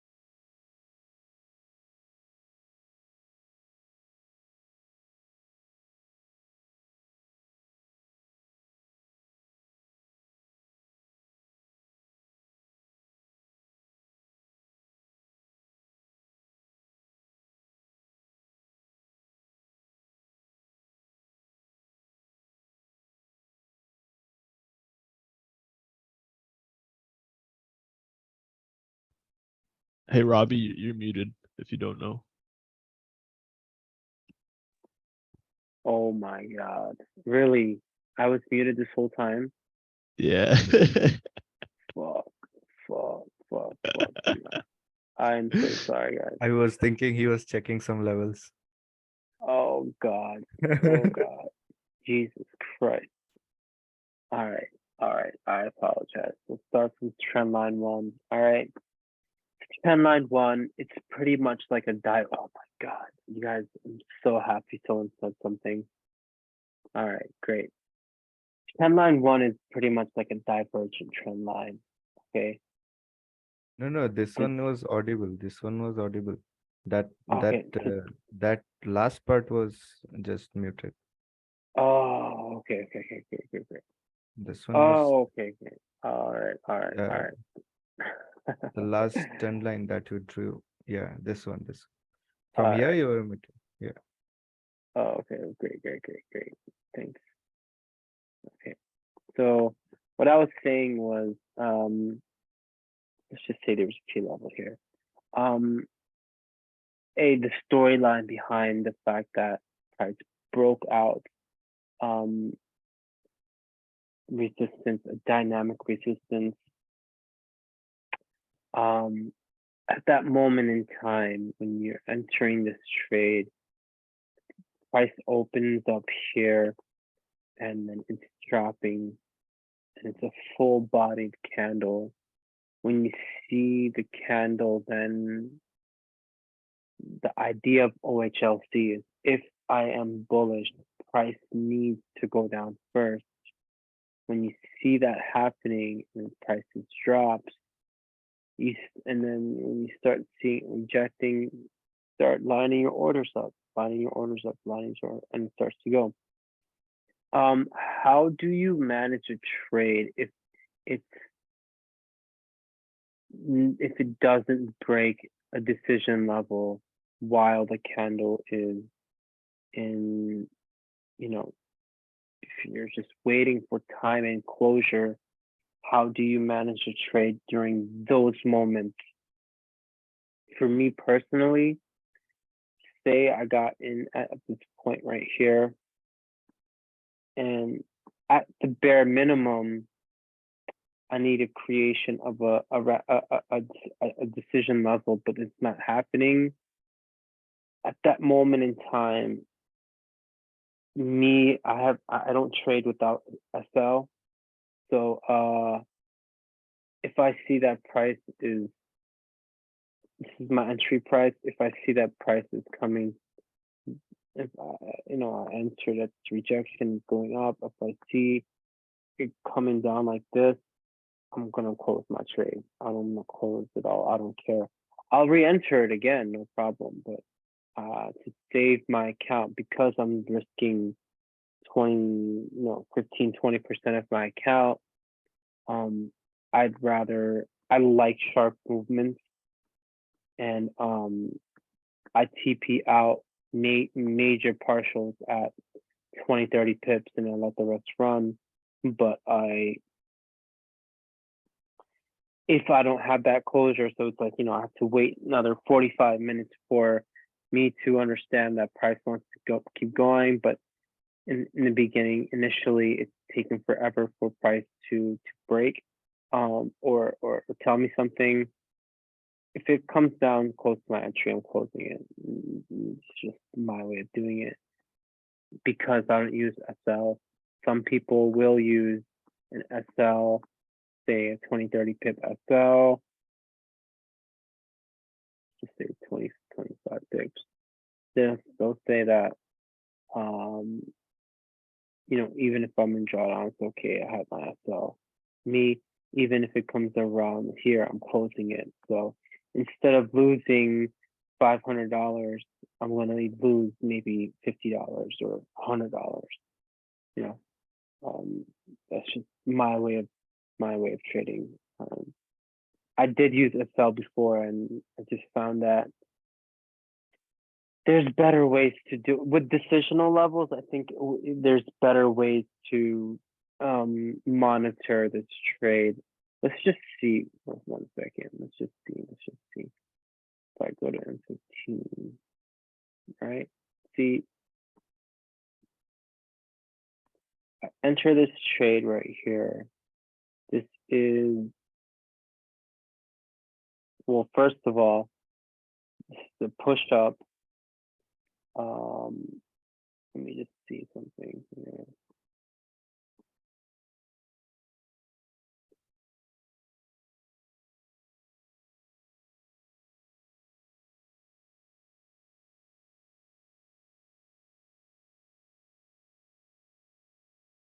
All right, so this was a breakout, but this drop down, this push down didn't break anything. So for price to reclaim above the open is good. It's a good, but the closure above this level indicates that price wants to keep going up, and that's what it did. Then any pullback is just any drop is just a pullback. So then I would need multi-time frame to tell me how I can enter in these positions. Okay, so are we clear with trend line 2? I think if you watch it a couple times, you'll understand it. I'll share a PDF as well, giving you a basic look of what they look like, so you'll be good in that regard. Trend line 3 is looks kind of tricky, but it's really not too crazy.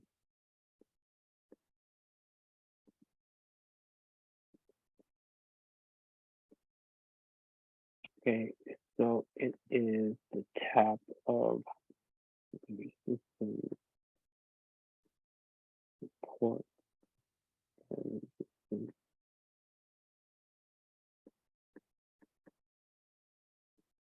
Usually this will happen during reversal periods, and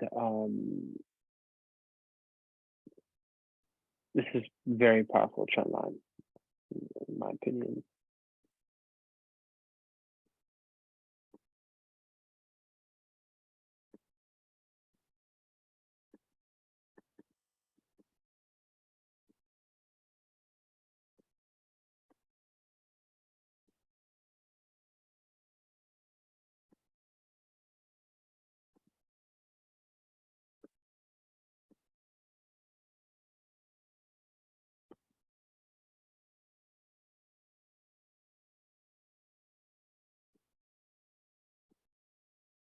Okay, so it's the tap of support, resistance, support, which you can see it's like head and shoulders in a way, right? Head and shoulders.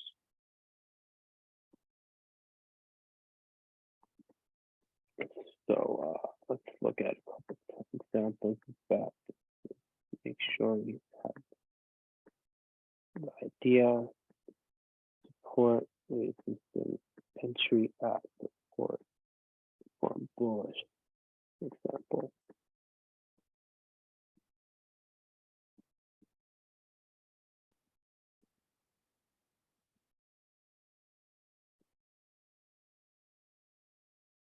Say for this example,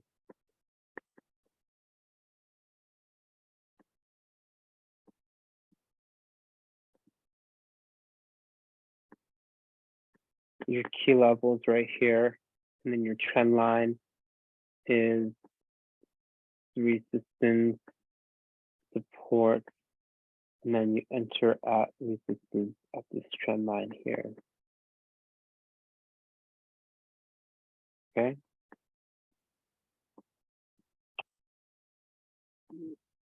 Some more.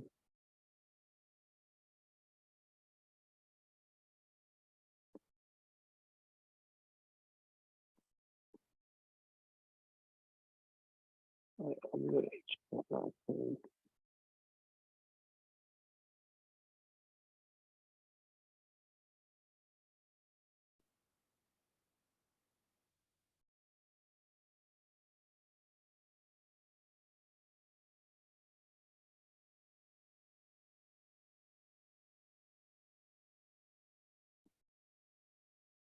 To give you an example, if this trend line wick came down like this, and your decision level is right here.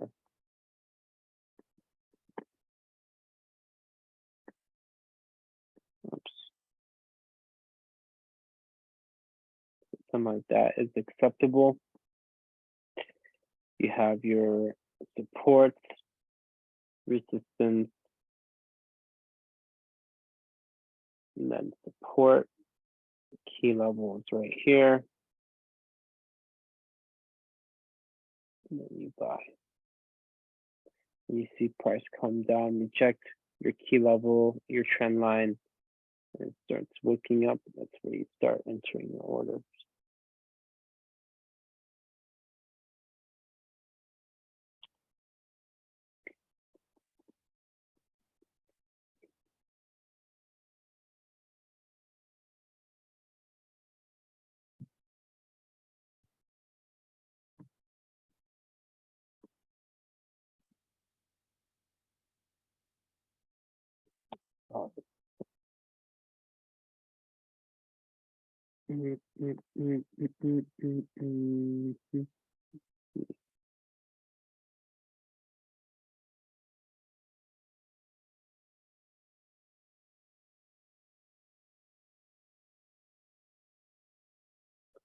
These are different types right here, but we'll run them real quick.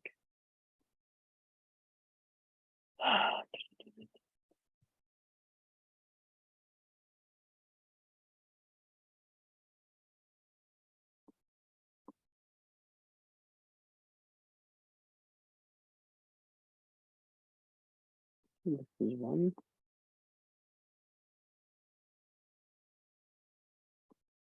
Yeah, this could work. So your resistance or support resistance, and then support rejection of this trend line could give you entry. Your key level in this example, be something like that.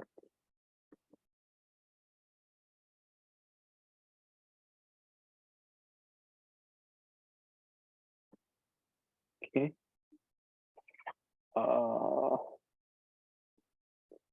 Do a couple more 411 and then we'll go into the other one.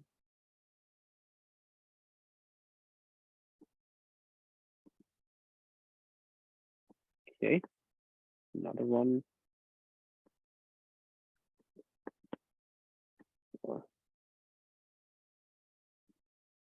This is where, whoops.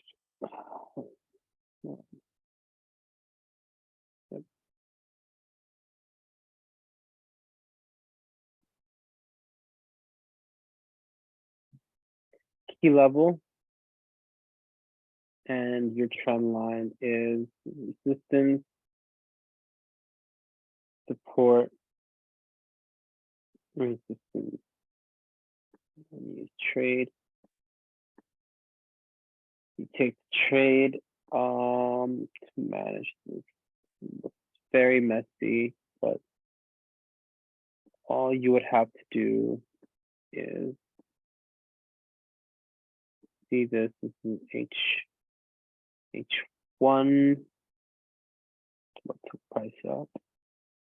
This.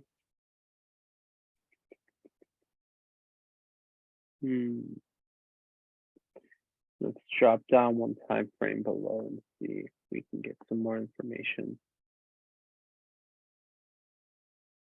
There you go.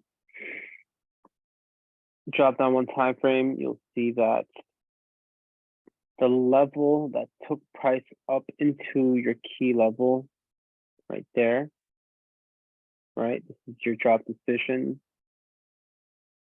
Let's reject twice, you enter at the second one. And then it broke out this level, created a drop decision.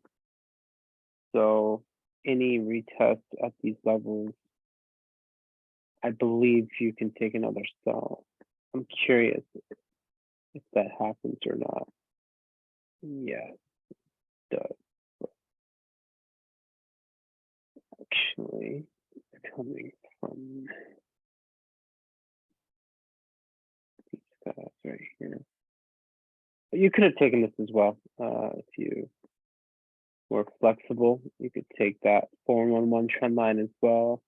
Resistance, support, resistance. You could take so completely valid for you to do that. That's fine. And do some more.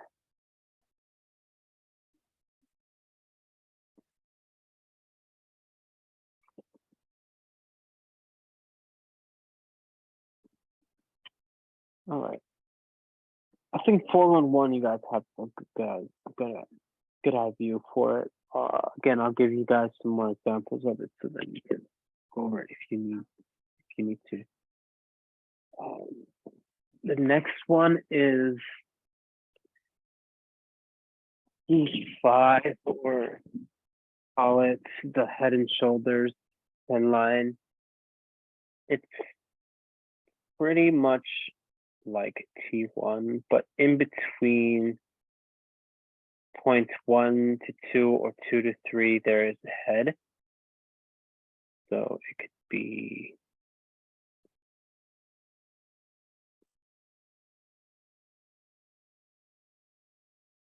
just like that.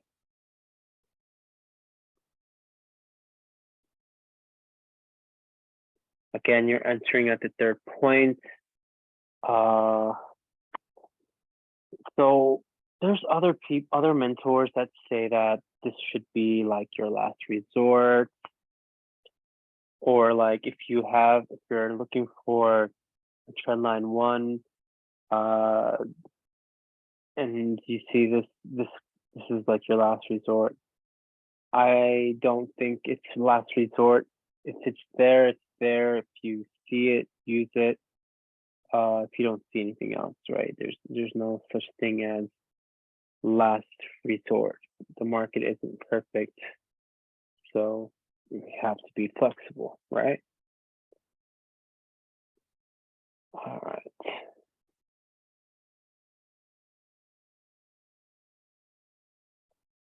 Let's see some examples of that.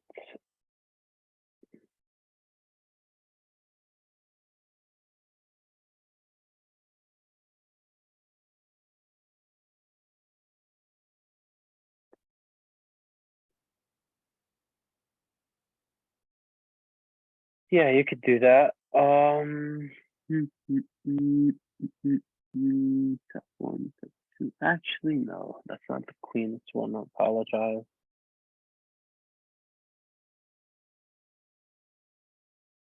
All right, let me give you a theoretical look. Or no, that's not a better one.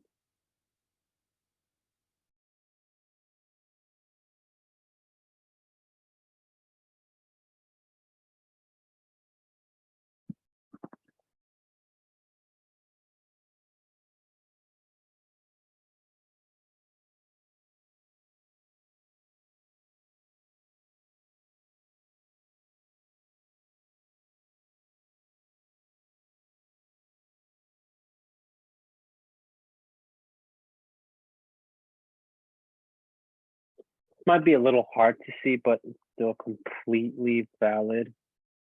Okay, you have tap 1, you have your head, tap 2, and then tap 3 with your key level right here.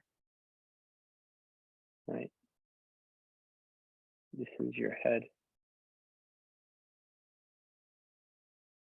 Tap 1, tap 2, tap 3. Cool. Let's look at some more examples.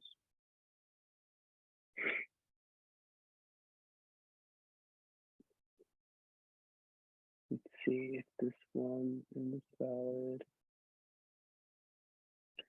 That's just regular T1. You could take this entry, but take this one. Yeah.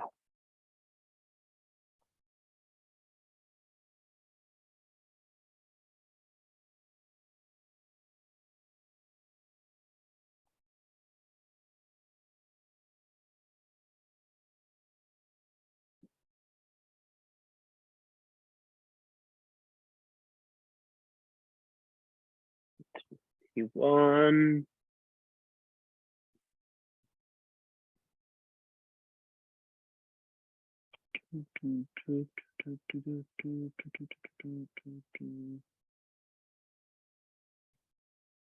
As you can see, price is reacting to either one of those, the ones that we've already looked at.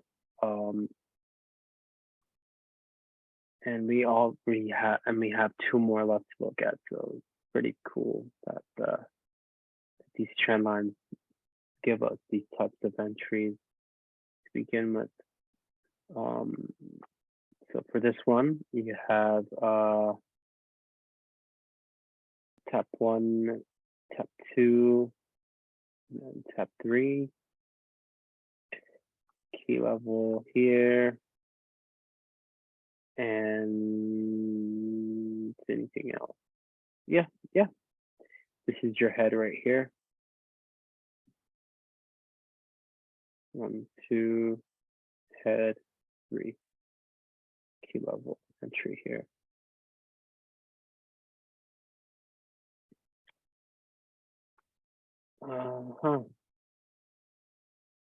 Anything else? This is just T1. Enter right there.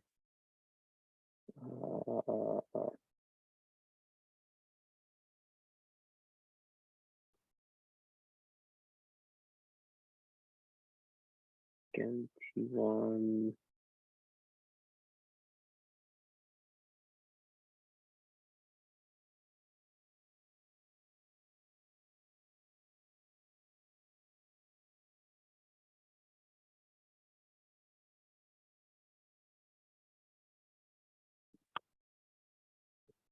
Just one thing I want to bring into this discussion is that when you're in real time and you're looking for trend lines, you see that I'm pulling them in hindsight. I'm pulling them based off of what I already see. When you're doing this stuff in real time, that's exactly what you're going to be doing. Is you'll be looking for your key levels. So for this one, I remember it was an H4 level.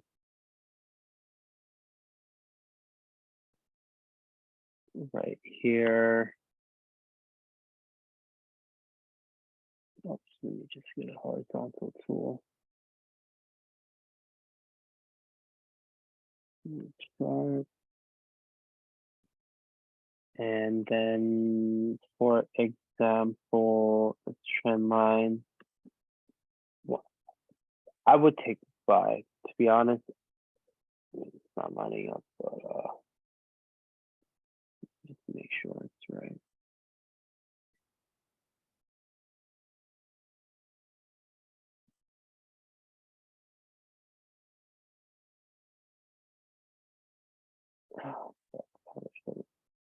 If this wick came down like this, I would take the buy, and I would manage it accordingly.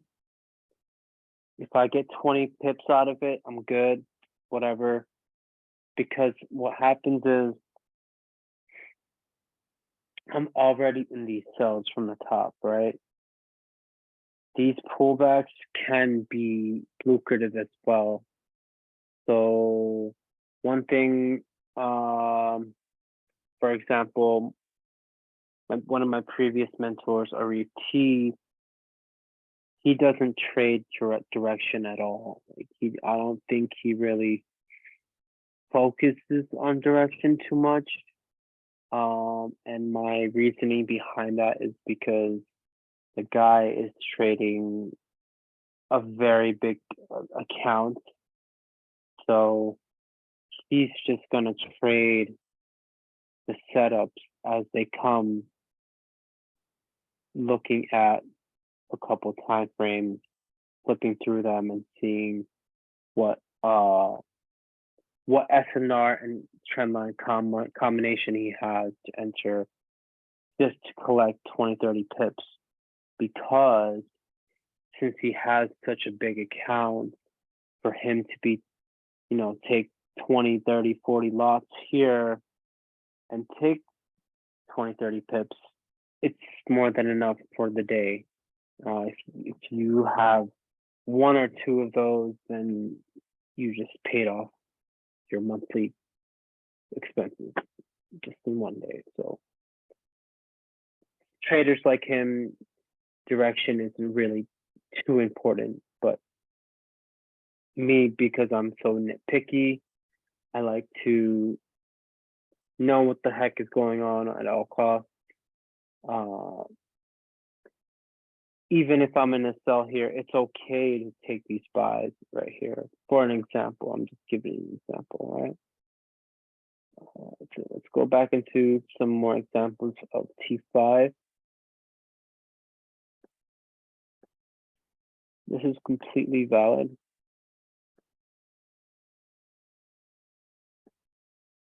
Completely valid. To take this entry right here.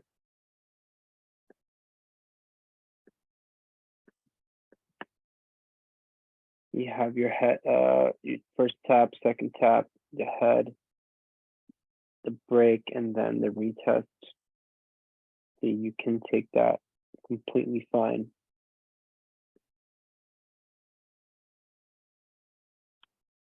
To manage this trade, you see the break of this level.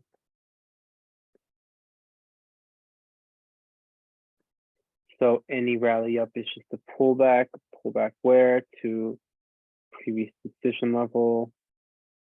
I don't see one on H1. Let's go to M30. M30 gives us this guy right here. Then you enter here. How do you enter there? You can take it from a trend line. Where's your trend line?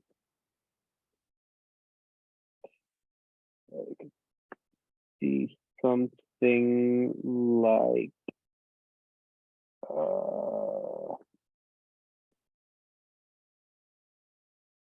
yeah, T5 again.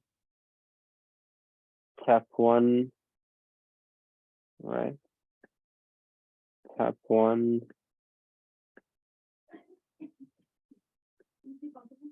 Yes.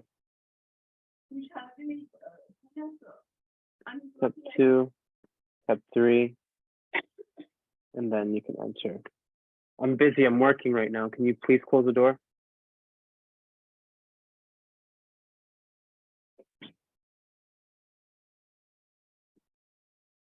Yeah.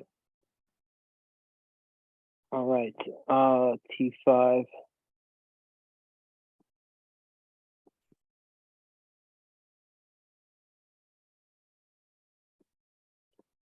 Yeah, I think we're gonna move on to the last and final trend line. We have T6.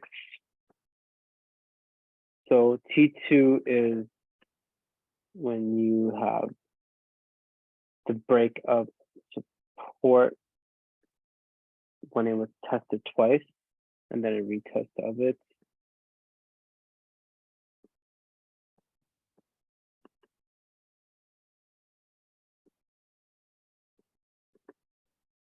That's T2. T6 is pretty much when you have the break of one support or resistance and a test that you enter at the second test upon the breakout. Okay. Difference is how many times the level gets tested before or after the breakout.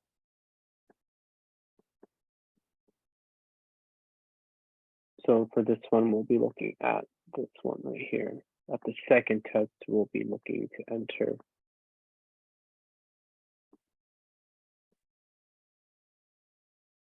or something like that, right? Your key level being right here. Price broke out. Tap 1, tap 2. Take this trade. Create a drop decision. You can even take this retest here. Go into M15, M15C. Even on M15, you can see that this open and close took out this open and close. So the fact that price is rejecting this level, and then you can draw a trend line. You can enter on, just make sure it's right.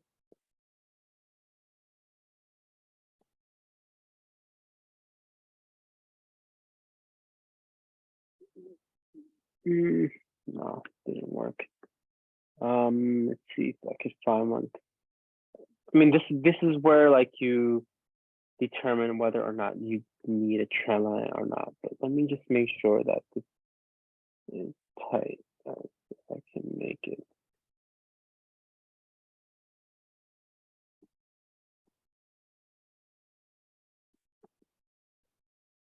So you got that trade. You want to get it free. See, it was a drop decision that was made. You want to get a retest. Seeing that this level was rejected once, if it comes back, you can take it again. That's the basic premise. I think this is a trend line here. Let me just see.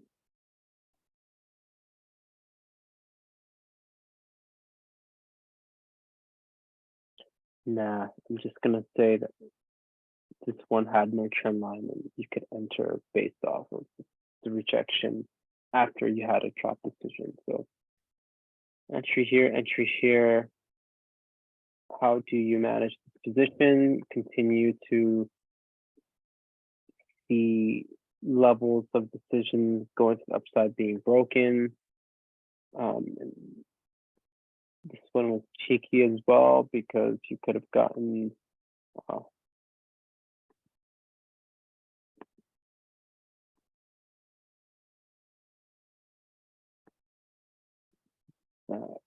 well, anyway, keep it moving.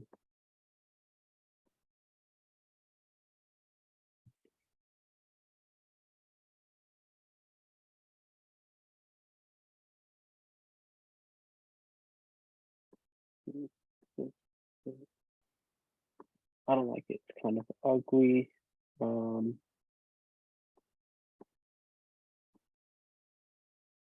That's good.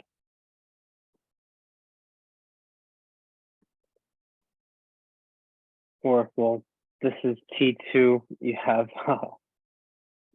support, break, resistance.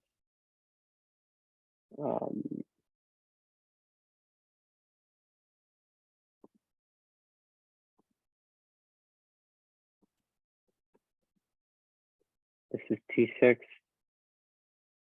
You have support, resistance, key level, right?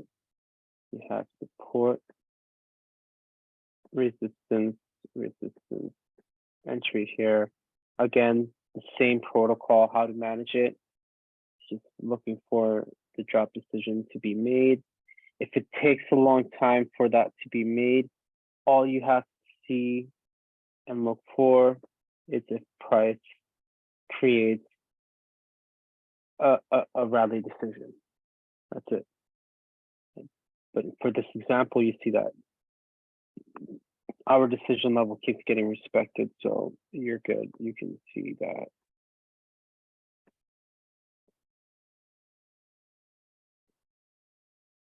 After this break, price had difficulty breaking this level, so you're good. To hold it, okay, let's see some more examples of T6.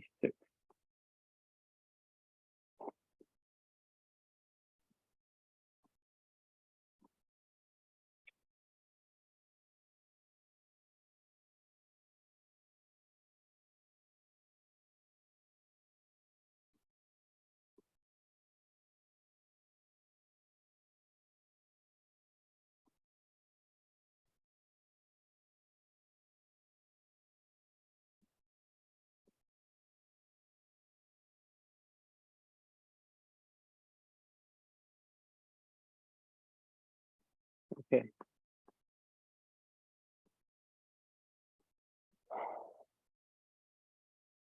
Completely valid to use. You have support, break of support, resistance, resistance. See that time where it got rejected the second time or the first time, it comes back up. Your entry is actually at this point right here. And then it goes. After the rally decision being created, this push up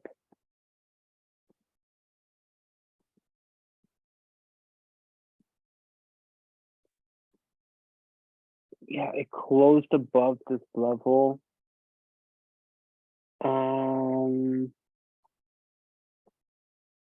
Let's see how I could explain this. Oh, okay.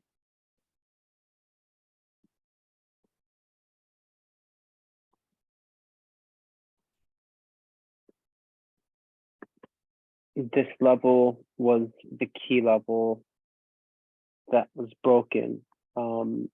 Price should have held from here, but instead it did not. It pulled back up into the trend line and respected our level to drop.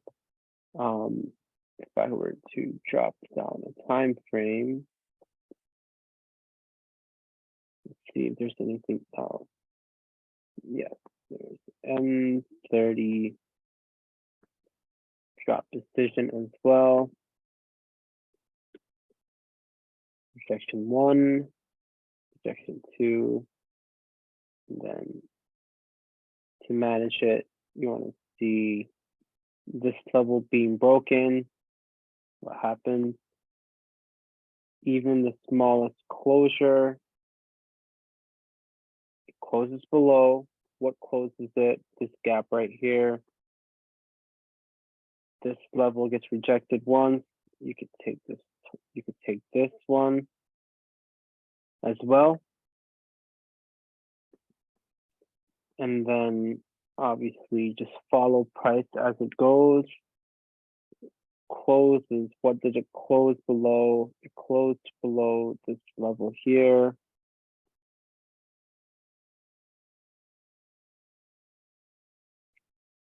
Excuse me. It closed below this level here. And then you have this level at this point here. I can explain all these buys too, if you really want me to, but you can see that managing this position here, even if it pulls back like this, it's completely fine. It's okay. I want you guys to become swing traders. So then when you get this trade and it drops like this, you pay yourself, leave something here, you follow price, you add something here, take something off, and keep it moving. Add position here, and you keep it moving. What do? You see that it creates a drop decision, and then it retests that level. So you add here. How do you manage this position? It breaks. So then, okay, fine. You look at this level. It breaks. Let's hold the position.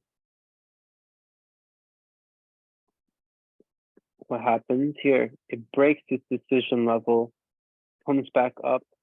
You don't take the first one. You take the second one. You just continue to hold it. You add some more here. What do? You look for the next decision level that took price up. You can either take the test here or the test here. In this case, it's always going to react from something. You just got to open we just got to open our eyes and see where exactly it's coming from. But you can see it's just pinpoint of this one. And then continue to follow. Every time price pushes up, it fails to close over the move that caused the push down. So that's why we care about rejection and that's why we care about rejection and closure. We don't care how much a candle moves at a distance. We just care if it closes above or below a drop decision or a rally decision. In this case, again, it creates a drop decision right here. See the double rejection, you enter here, you look for your trend line. Is there one here? Most definitely.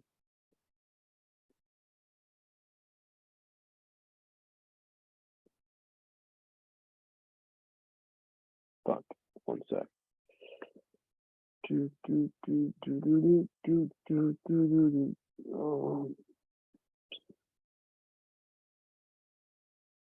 Something like that.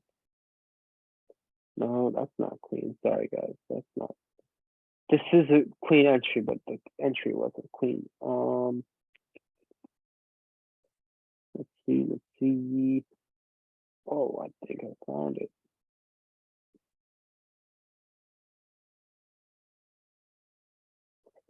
It's like that. How many pips drawdown this is? 10 pips drawdown. That's not a problem. You can enter that again. Cool, cool, cool. Yeah.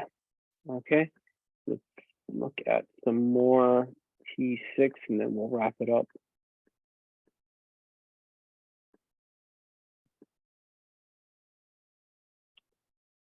This is T2.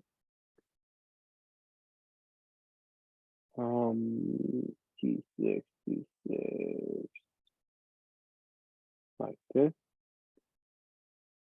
Yep, like this. Key level is right here. So you have your resistance, breaks, support, and buy here.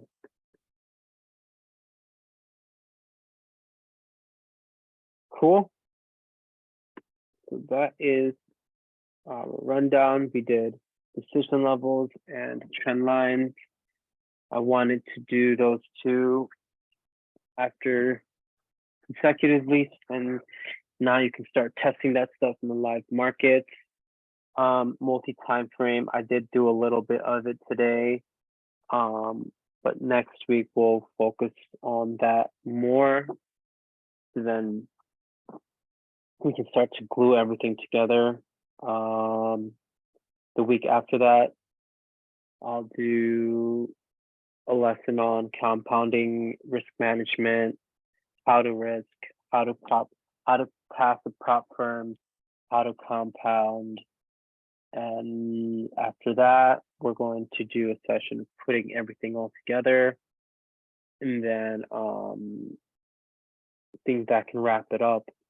But you guys are in great position right now because I actually switched up my curriculum. I actually went in to explain SNR and everything, but actually, if you just follow decision level, your decision level is your SNR levels from here on out. Don't look for, if you did AKFX, don't look for shoulder and apex. Yeah, of course. Look at this.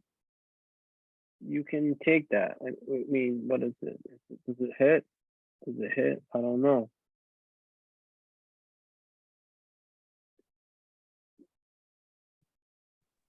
But I guarantee.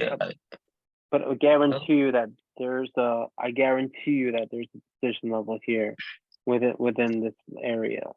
If I were to prove it to you, can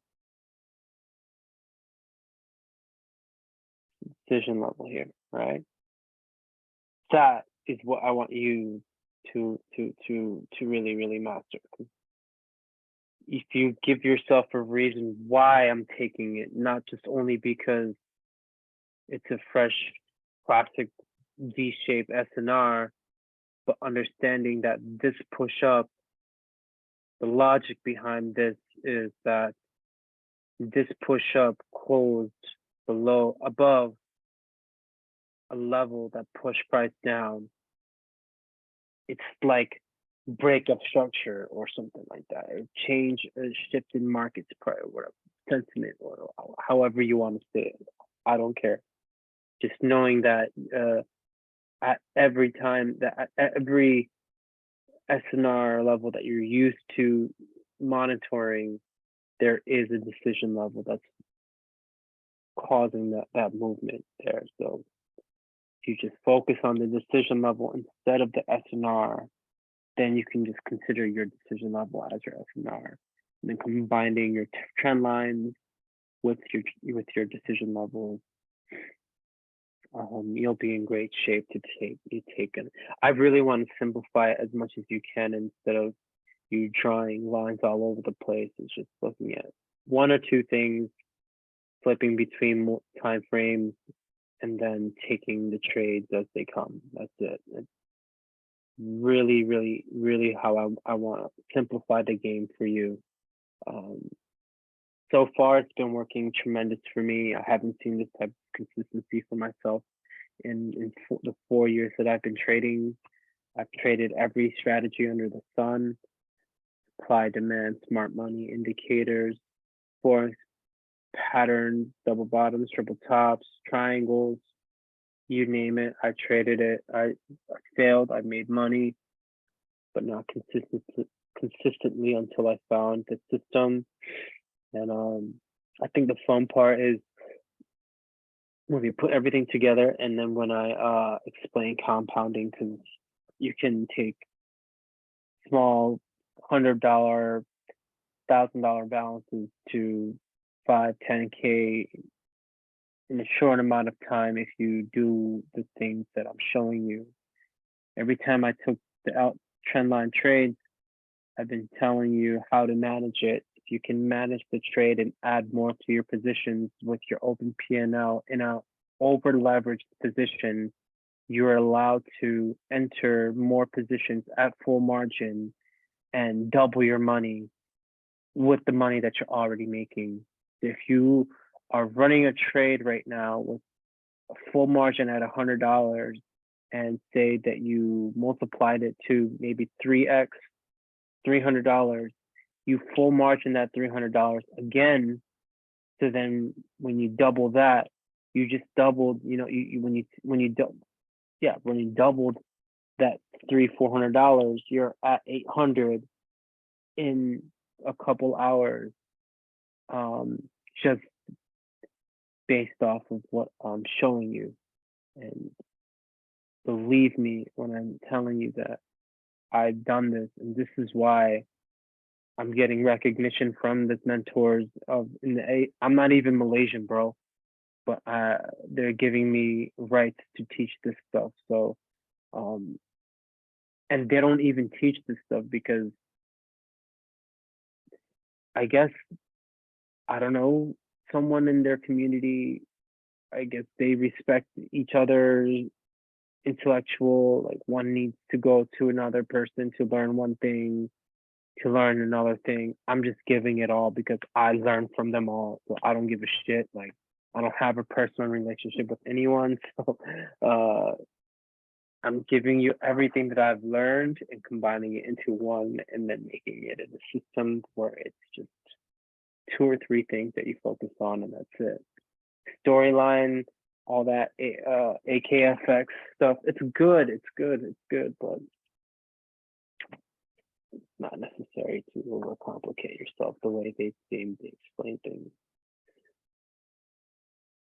Okay, I think that will end the recording.